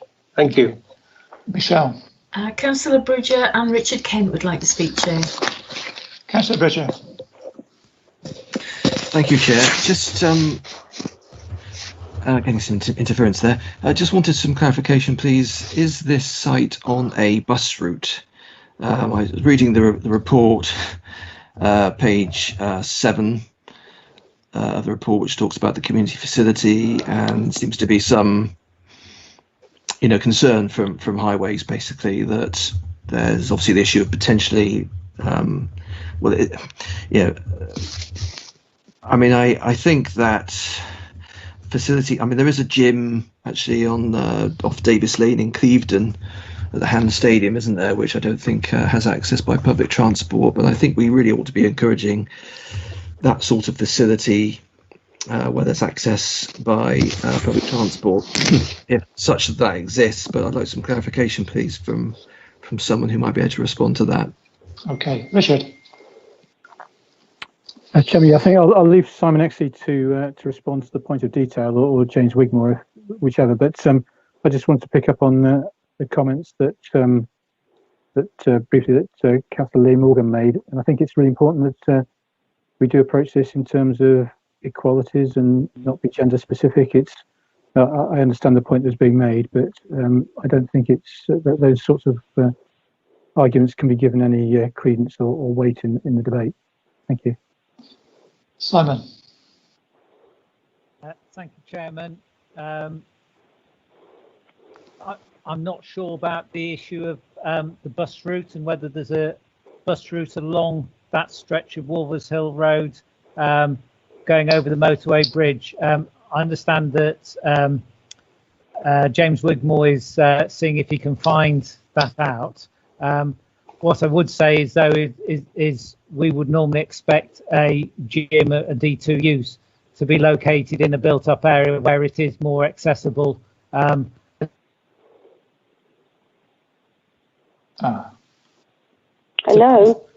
We've lost you, Simon.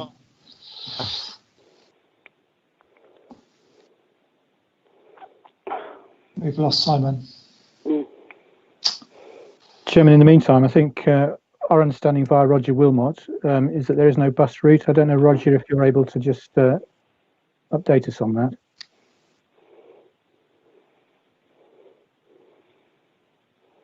Thanks, Richard. Yeah, I think at one point for a short period of time there was one.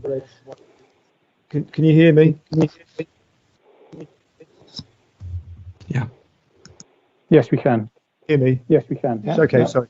There wasn't, I think, for a short period of bus route that did use Wolvershill Road, but to the best of my knowledge, that was discontinued well over a year ago, probably slightly longer. So I think there are some bus routes which take in the West Wick development over the other side of the motorway bridge, but certainly it would not be an easy route for pedestrians to walk along Churchlands Way and over the motorway bridge, because there's not really any suitable footway, to the best of my knowledge, behind the barriers on there. Okay. Michelle, anybody else waiting? Councillor James, I think, wants to speak. Councillor James. Oh no, I was just pointing out that the X2 stops at Wills on the road, and there is a footpath, but it's not a very good footpath, I suppose. Okay. Is Simon still locked out?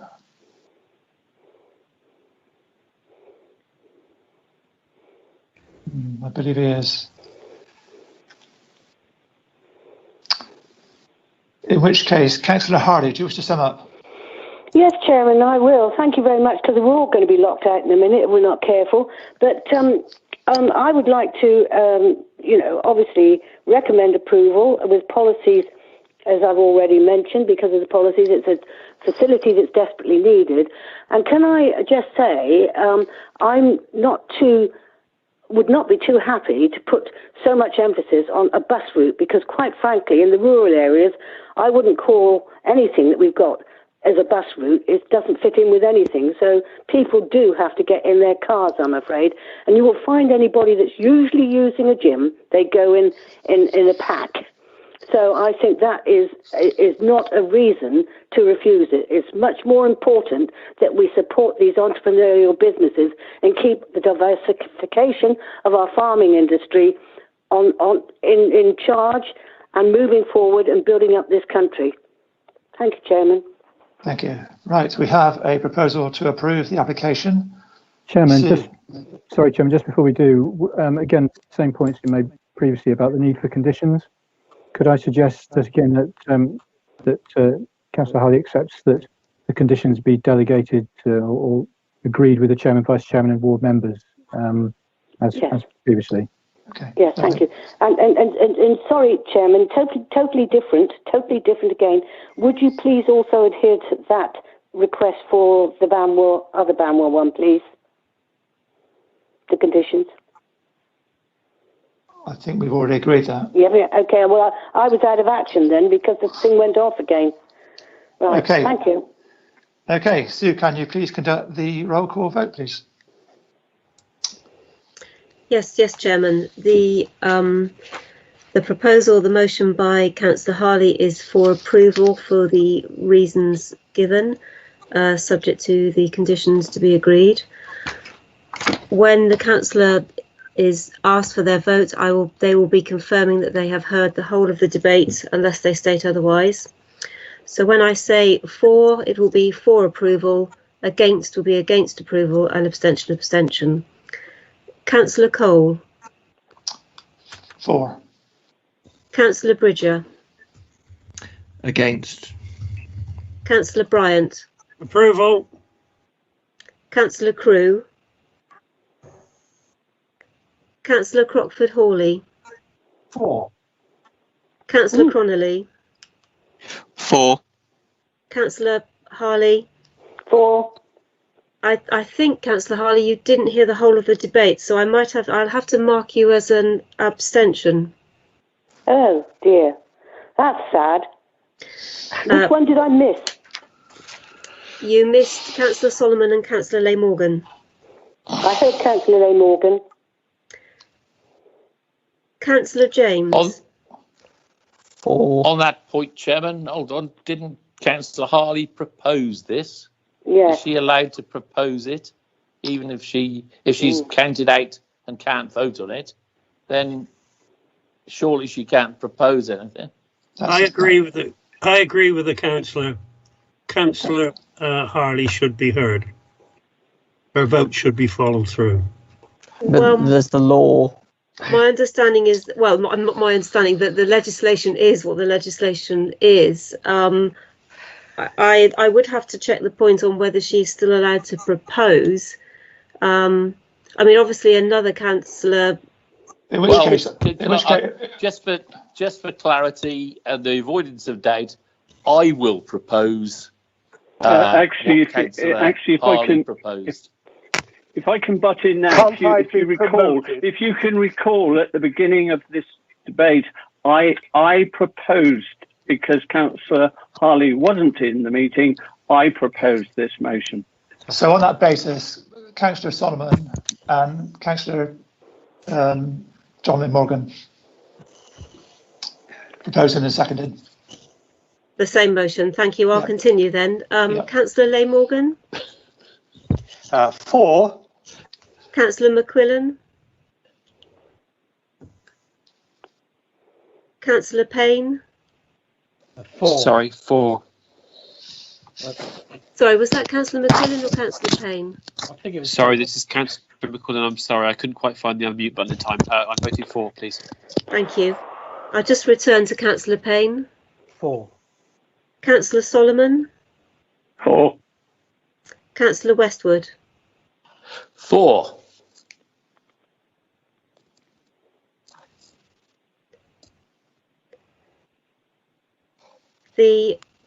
There are 10 for, 1 against and 1 abstention. That's clearly carried. Thank you. Chairman, Chairman, can I just notify you that I'm going to leave the meetings now because it's driving me mad with losing voices all the time. Okay. So I'm sorry I'm having to go because obviously I'm being cut off. Thank you very much. Thank you. Okay. Moving on to agenda item 9, application 20/P/0262/FUL. Councillor Harley. The old Jewston site at Winstoke Road. Is now Weston. exiting. Simon.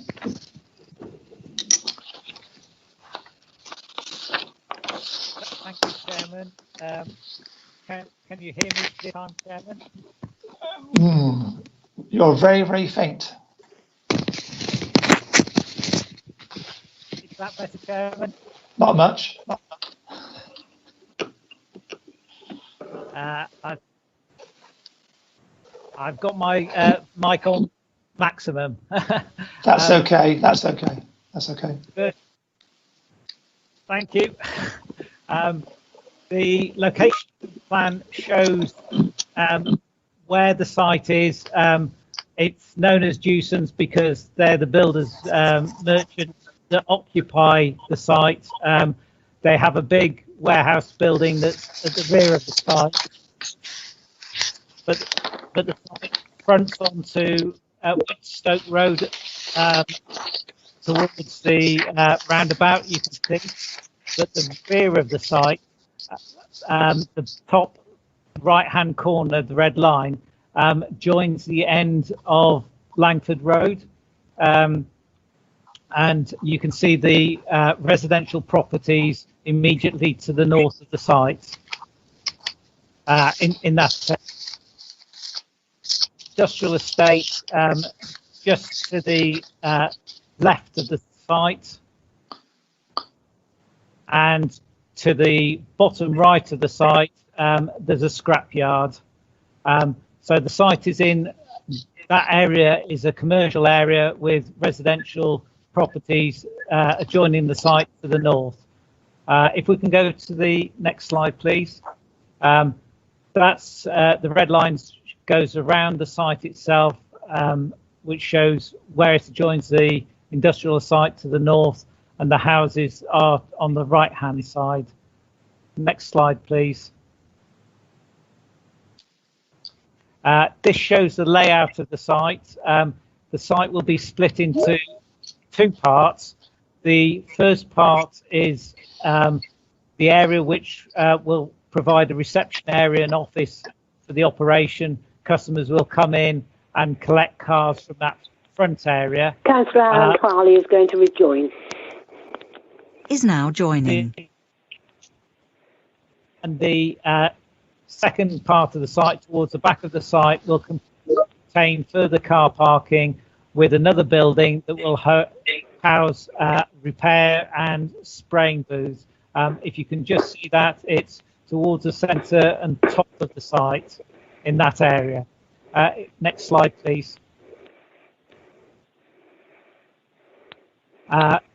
This shows a vehicle tracking and where a car delivery vehicle can manoeuvre around the front of the site to show that vehicles can get in and out of the site. Next slide, please. This is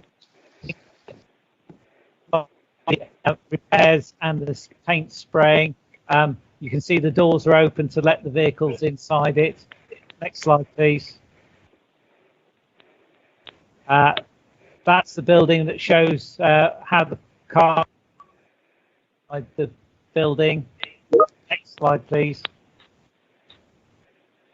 And then this building would be the office reception area, part of the site. As you've heard from the speakers, the objections from the residents, we've received a number of objections, including a petition which are reported to you. The description was amended to refer to the total number of car parking spaces, and it's approximately 31 car parking spaces in the front part of the site and 31 in the rear part of the site. The concerns about the noise and pollution have been considered by the Council's Environmental Protection Officer. The reference to a noise plan was that he considered that one was not required for this type of business. The one the objector refers to a report required on a nearby site, and that's because the nearby site is proposed to build 9 houses, new houses immediately adjoining the industrial site. The Environmental Health Officer considers that proposed conditions can suitably restrict the issue of noise and fumes, and as well as the 12 conditions on the report before members, the update sheet refers to the need for 2 additional conditions and for an advice note. Thank you, Chairman. Thank you. Thank you. Vice Chairman.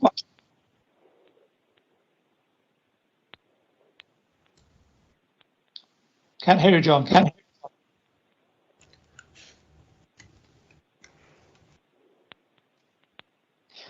Sorry, I was down on this site 3 hours ago, 3.5 hours ago, and it really is a sorry.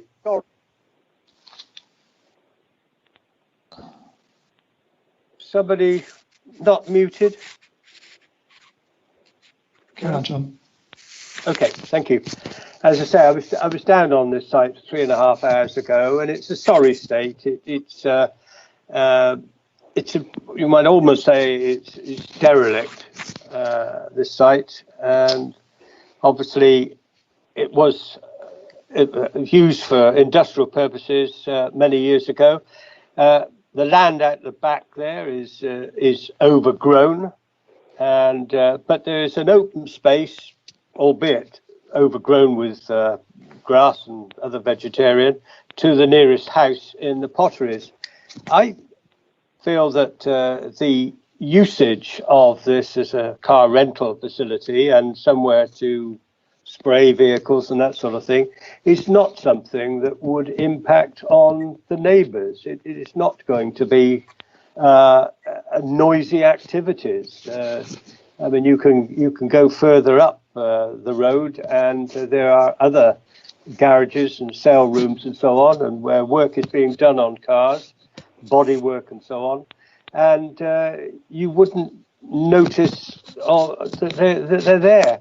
So I don't think, well, I do feel that probably some of the neighbours have been asked to sign a petition, and as we all know, people will sign almost anything if it's shoved under their nose.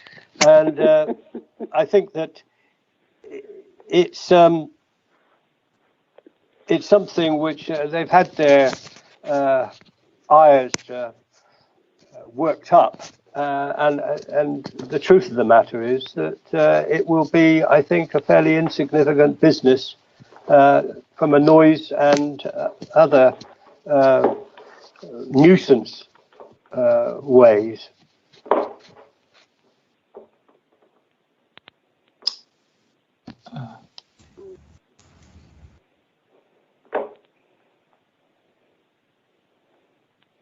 John?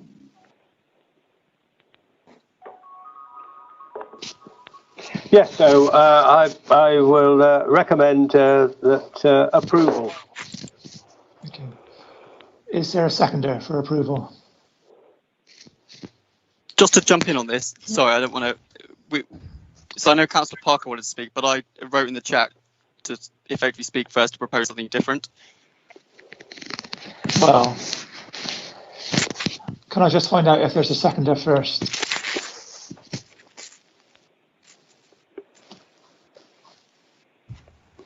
So if I could just add one further comment. The nearby businesses said to me that it's bad for Western, for visitors to the town, to be passing sites like this as they approach the town centre. And, I think that there's a lot of force in that argument. Councillor Parker. Thank you, Chairman. I'd like to start by, first of all, saying I totally disagree with every word that John Lane Morgan has just uttered. Load of nonsense. When this application first came to the public's attention, the overwhelming concern expressed by residents was the perceived use of an entrance to the site in Langford Road, which would also involve the use of Bridge Road. However, following discussions with planning officers, that fear has been allayed by establishing a condition that the entrance to Langford Road would be bricked up prior to the commencement of any work to develop the site. The other issues concerning residents is noise and air pollution. The perceived noise issues arise from the use of compressors and associated equipment. The previous activity on this site did generate a degree of noise, but it was intermittent. We expect that the compressors would be a more constant source of irritation. Having spoken to the environmental officer about noise, it has been decided to make a condition that an extra acoustic installation is installed. This clearly demonstrates that noise is an issue.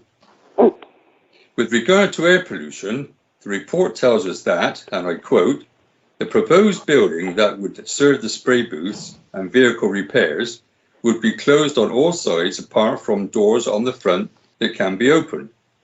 As such, any pollution generated from paint fumes or vehicle repairs is likely to be contained within the building and would not result in an unacceptable adverse impact on the living conditions of neighbours, occupiers, or on the use of private amenity space, unquote.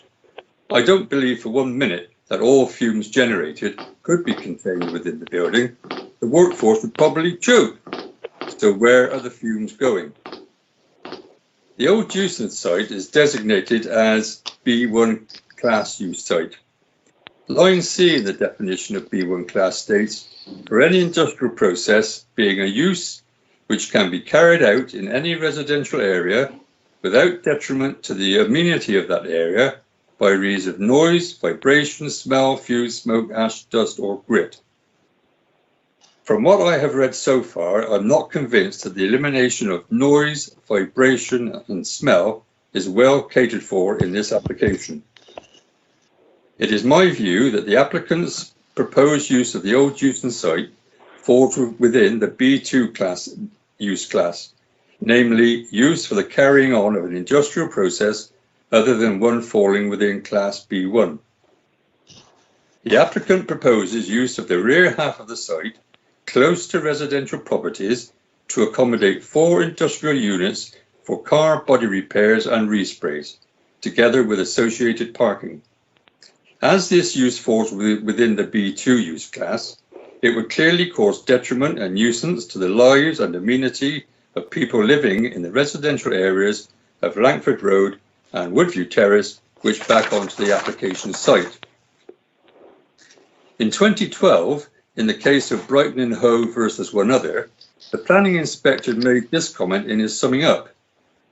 Car repairs and maintenance generally involve a wide range of activities, some of which are quiet and others which are noisy.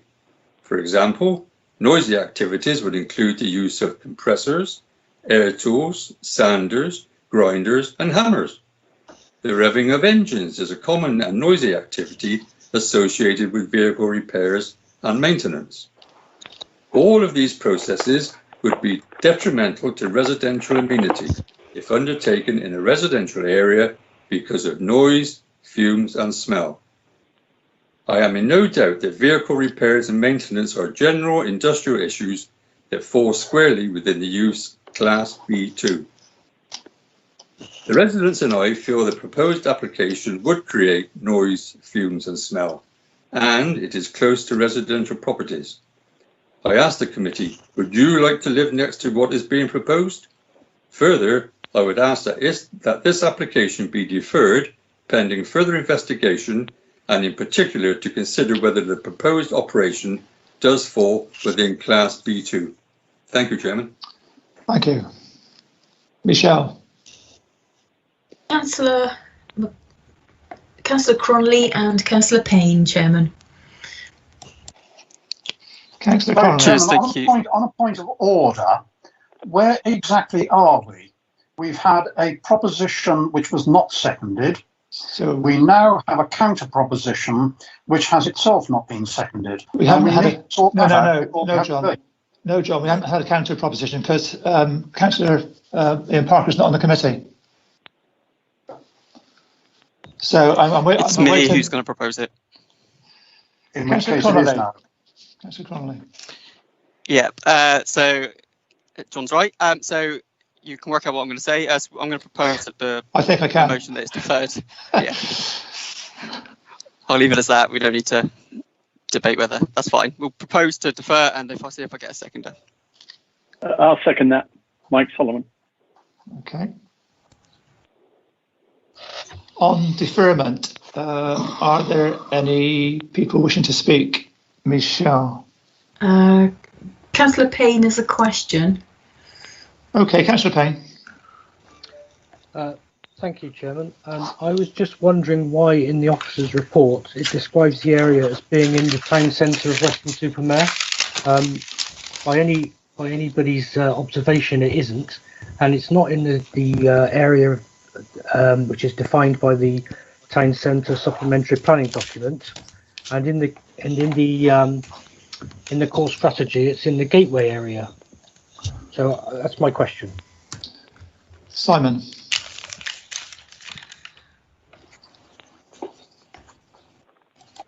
I think Simon is frozen.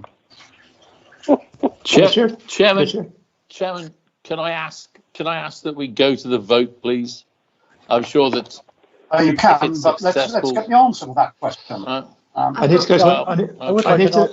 need to go to an officer first.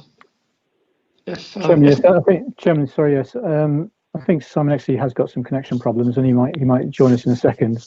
I think that the point I just wanted to make in terms of the motion, where it would be very helpful just for the record if Councillor Cronley could give the reason that he's moving deferral, just so that we're clear. We did hear from Councillor Parker beforehand, but if Councillor Cronley could just say why he wants it deferred and what the purpose is. As far as town centre is concerned, there are, as people have picked up, a number of different lines drawn on different plans as to how you define the town centre, and it is, from a policy point of view, depending exactly what document you're looking at, but ultimately it is a matter of judgment. It is within the centre of the built-up area of Weston-super-Mare. Whether that is the confirmed town centre is dependent on which document you're looking at, but I don't know if Simon's there and able to comment any further. No, he's not. He's dropped out again. So we can. Councillor Connolly, any more information on your proposal? Yeah. So the reasons for deferral then are to explore whether this does fall within Type B2, and that's it. Okay. Michelle, any comments? Any more comments? I don't think so. I think Councillor Bridger was going to ask for a point of clarification, but I think he said it's been answered now, so no. Okay. No. Yeah. So we have a proposal for deferment. Sue, can you please conduct the roll call vote, please? Yes, Chairman. The motion for deferment to explore whether or not the application falls within B2. For will be for deferment, against will be against deferment. Councillor Cole. For. Councillor Bridger. For. Councillor Bryant. For. Councillor Crewe. Councillor Crockford-Hawley. For. Councillor Cronolly. 4. Councillor Harley. 4. Councillor James. 4. Councillor Leigh Morgan. Who's on mute? Councillor Leigh Morgan's on mute.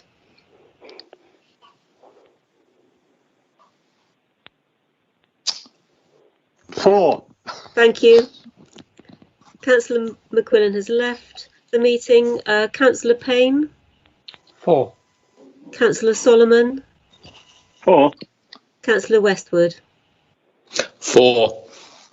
That's all 4, Chairman. Okay, thank you very much. Moving on to agenda item 10, application 20/P/079/FUH 21 Grove Park Road, Weston-super-Mare. Simon.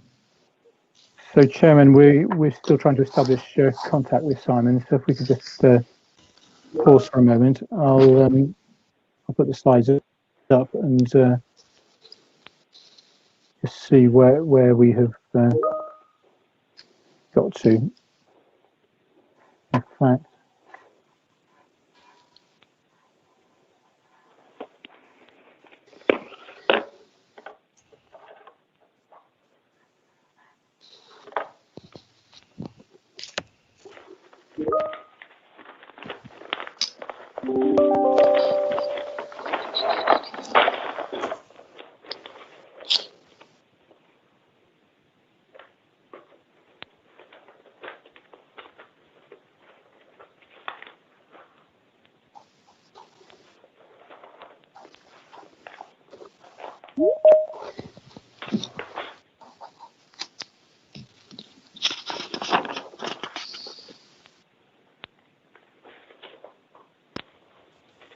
Simon, can you hear us? Simon Exley. Sorry, is now joining. I can hear you on the phone. Hold on. Speak of the devil. So, are you able to see the slides, Simon? Sorry, Richard. I can hear you on the phone. Thank you. Good. So, we're just coming onto the slides for 21 Grove Park Road, Weston-super-Mare. Right. So we have the first slide, which shows the site location, edged red. The following slide shows a bit more detail with the proposed garage to the rear of the existing building on Grove Park Road, with the existing access shown to the side. The next slide is the elevations of the proposed building. And I think the important point to make here is that there is a structure currently under construction, and that is higher than what is currently proposed. So the next couple of pictures show the building, a building being constructed, but that's not the structure that is being sought permission for. So the first photograph shows the view from the road with the structure of the building under construction to the rear. You can just see that through the gap. That's shown in a bit more close up. So I stress that's not the building that's been applied for, but that is the location that we're talking about. And then finally, there's a picture which shows, again, that building in relation to Councillor Anne Harley is going to rejoin. Adjoining, is now exiting. That shows the building, there's the location of the building adjoining the neighbour. So, Chairman, those are the slides. So I stress that the structure shown there is not what's being applied for. That is what's shown on the plans there. Simon, I don't know if there's anything that you want to add.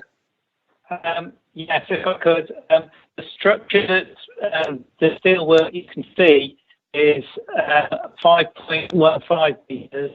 The proposed height is 3.35. So the ridge height of the proposal that members are considering is not that metal structure. It will be reduced by 1.8 meters below what you can see. Okay.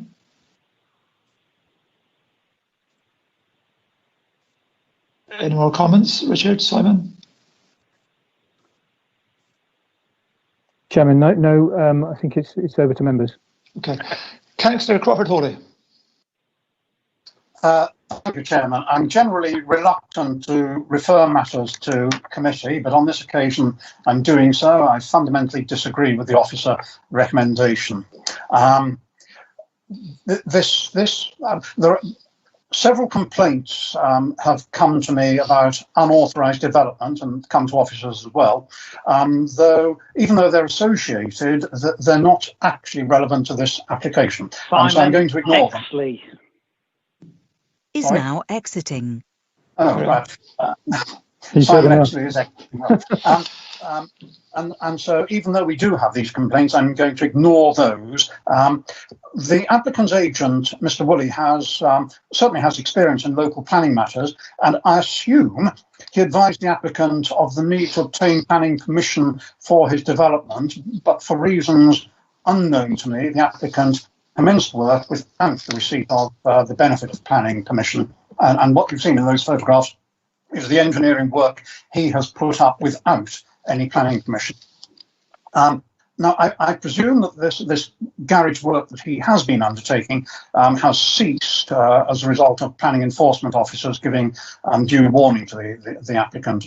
Notwithstanding any such advice, I'm of course aware that by becoming retrospective, an application does its progress no harm, since retrospection cannot be a reason for planning reviews, and therefore I'm not submitting that. However, we all know that for one reason or another, it does seem as though once commenced, a development might become less likely to be refused, or at least compromise becomes a factor in determination. Chairman, I cannot but feel that in this instance, we're dealing with an application without any development, which, had there not been any commencement of development, I suspect we might have a more pointedly reason for not granting planning permission, but that will come out, no doubt, in the discussion. To the specifics, the applicant has an interest in old cars. Great, absolutely no problem with that. Simon Exley. Is now joining. I have no problem with that commendable hobby. Secondly, the applicant is fortunate enough to live in a very large property with a large garden. However, Chairman, the property is not as built because it's now 2 flats with shared garden facilities. The front garden has been paved, and so that could accommodate off-street parking without any difficulty. Accommodating a garage in the back garden, there being no room to actually park at the side of the house, is therefore, I think, a reasonable suggestion by the applicant. What this comes down to is size and design in the location proposed. And I think that's critical, particularly as this is in a conservation area. It's an incredibly large garage. It's to accommodate 4 vehicles with space to work. It's an industrial type building, steel framed. This is not the normal domestic double garage. It's larger than any other garden structure within that section of the conservation area. We've all read the conservation area officer's considerations. She seems to be implying that we ought to be looking at public rather than the private view, and that's a legal requirement, so let's do that. Since this development lies behind the main street view, officers contend that the view is private. I agree that it's far from being highly prominent in terms of Grove Park Road, though it is still seen by its size clearly from the road. However, when viewed from South Road, that's at a considerably higher point, the location is definitely viewable to the general public. I wonder if officers have been up to South Road to view it from there. The site is also viewable from all surrounding properties. There's a collective view from several private adjoining properties and their gardens, and therefore, arguably, that is tantamount to a public view. The Conservation Officer's report is, I would say, carefully worded, but Chairman, it's by no means does it offer ringing support for this application. She says, the floor plan of the garage is still overly large. That's the Conservation Officer's report. The material generally on the front elevation will be seen from the public views down the driveway, and that's in keeping with the conservation area. So she is already accepting that it is publicly viewable from Grove Park Road. The garage, of course, is housing 4 elevations, and therefore the Conservation Office is only really concentrating on that 1 elevation. The cladding is out of keeping, and I have to admit that has now been changed. She does refer to a large expanse of the rear elevation which needs to be treated, quote, so to reduce the visible bulk. So again, the Conservation Officer is admitting that this is a very bulky building. The argument is whether this causes substantial harm or less than substantial harm, and there's a nuance of words there, isn't it? It is now claimed by the Conservation Officer that it's at the lower end of that harm, but it is still within what is considered to be harmful. Therefore, Chairman, I'm going to argue that whilst the principle of erecting a domestic garage on the site is now exiting. Whilst the principle of erecting a domestic garage on the site is acceptable, I propose this application be refused as its overtly large size and design at the proposed location will cause harm to and be an unacceptable intrusion into the conservation area when viewed from Grove Park Road, South Road and neighbouring properties. I'd like to second that proposition, Chairman. Councillor Bryant. Okay, thank you very much. And can I speak now? Yes, please. Carry on. First of all, Chairman, I'd like to thank John for so eminently and eloquently covering all the major salient points as to why this application should be refused, and which, as you know, I've duly seconded. Chairman, there are 2 major facts regarding the enormity of the partially constructed building I should like to draw to the committee's attention. The first, of course, is the physical size of the garage, which is 4 times larger than a single lock-up garage, with a footprint of 52.25 square meters, according to the plans. In comparison, Which magazine claims the average living space in a new 3-bedroom house is 67.8 square meters. This means the proposal before us has a footprint representing 77% of an average 3-bedroom property. Extraordinary. Additionally, the property, 21 Grove Park Road, is split into 2 flats, and therefore, should the application before us be accepted for approval, then how successful would a similar application from the other flat owner be in applying for an identical garage to be built on his part of the garden? This is the question I put to a senior planning officer recently. I was quite rightly assured that such an application would be thoroughly investigated and could be refused. Similarly, of course, and these are my words, the application could conceivably be approved. Taking the latter case of approval, the 2 garages would have a combined footprint representing the living accommodation of 1.5 3-bedroom houses. And what's more, all appearing in the back garden of a splendid Victorian property in a conservation area. Is this acceptable? Not by me, it's not. Chairman, I am aware that planning laws are becoming more relaxed. So the question is, are conservation areas here to stay?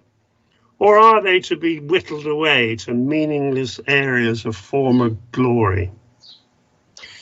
I feel certain the greater majority of Westonians who've experienced over 30 years of conservation within the town are as concerned as I am that we must preserve our local heritage for future generations. Chairman, I therefore request my fellow councillors to support the proposal for refusal and vote accordingly. Thank you. Thank you. Michelle. Simon Exley and Councillor Westwood would like to speak, Chairman. Simon. Simon. Thank you, Chairman. Can members hear me? Just. Is that better? Simon. Sorry, good. Thank you. I caught some of Councillor Crockford-Hawley's refusal reason, but I didn't hear whether it referred to the planning policies and to the Planning and Listed Building Conservation Act. What I would suggest is if Councillor Crockford-Hawley, if it is refused, would allow us to add the reference to the particular policies, and if he'd also allow me just to review perhaps some of his wording that we can agree. I think there was perhaps one or two words that we just would turn around, but if members are minded to approve it, it will be subject to confirmation with the planning officer, and I think that will be happy to do that with Councillor Crockford-Hawley. Thank you, Chairman. Okay. I accept that. I accept. So, if there are no other comments from members, Councillor Westwood would like to. Oh yes, sorry, Chair. Councillor Westwood. Thank you, Chairman. I fully support what Councillor Crockford-Hawley has said. And I don't know if it's just me, but I presume this is supposed to be a domestic use. But looking at the car that was in one of the photos, it looks like a wedding car to me. There you go. Okay. Anyway, thank you. Thank you. Councillor Crockford-Hawley, do you want to sum up?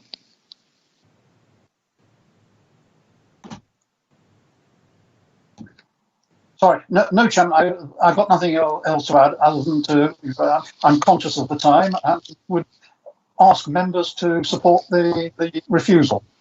Okay, we have a proposal to refuse the application. Sue, can you please conduct the roll call vote? Thank you, Chairman. Item 10, the motion is for refusal as put by Councillor Crockford-Hawley. So when I will take it that the council will be confirming they've heard the whole of the debate unless they state otherwise. When they say for, it will be for refusal. Against will be against refusal. Councillor Cole. For. Councillor Bridger. For. Councillor Bryant. For refusal. Councillor Crew, I believe, has left. Councillor Crockford-Hawley. For. Councillor Cronolly. For. Councillor Harley. She's left. Thank you. Councillor Hugh James. For. Councillor Leigh Morgan.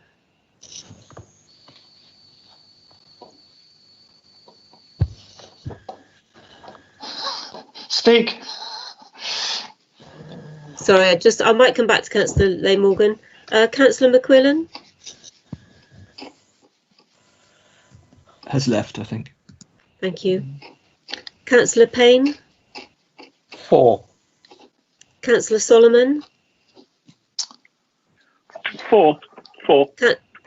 Councillor Westwood, sorry. For refusal. And just returning to Councillor Leigh Morgan.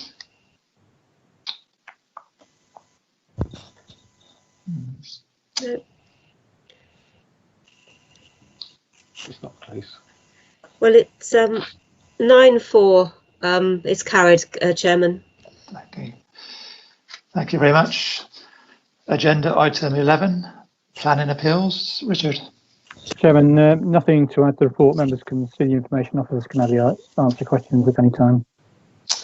Okay, this item is just for noting. Any comments from members?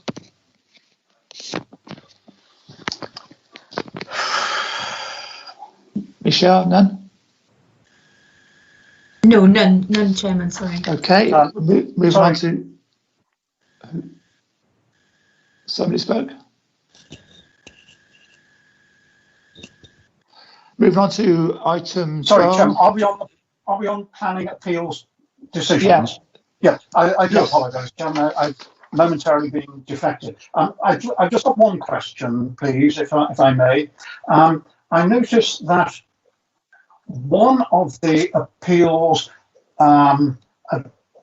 against a fence in Weston-super-Mare have been upheld, but the other one had been dismissed by the inspector.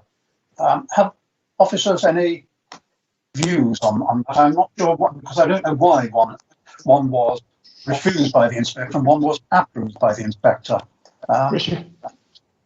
Richard. Well, I mean, the circumstances of each site will be different. I don't know if someone next wants to add anything very, very briefly, but they will be different circumstances. Yes, I can answer. I do know the answer is that the one that was allowed was where the inspector considered that the council hadn't taken appropriate action, enforcement action within the 4-year period. So he allowed it on the grounds that it was an existing use. Sorry, did you hear that? Yes. So do I read into that, Simon, then, that the inspector was the inspector was not disagreeing with us, but he was ruling on the fact that we had missed that 4-year time limit? Absolutely, yes. Okay, thank you. Okay, move on. Michelle? Nothing in chat, Chair. Okay, moving on to agenda item 12. There is no urgent business. I declare the meeting closed. Thank you all very much. Can you all hang up?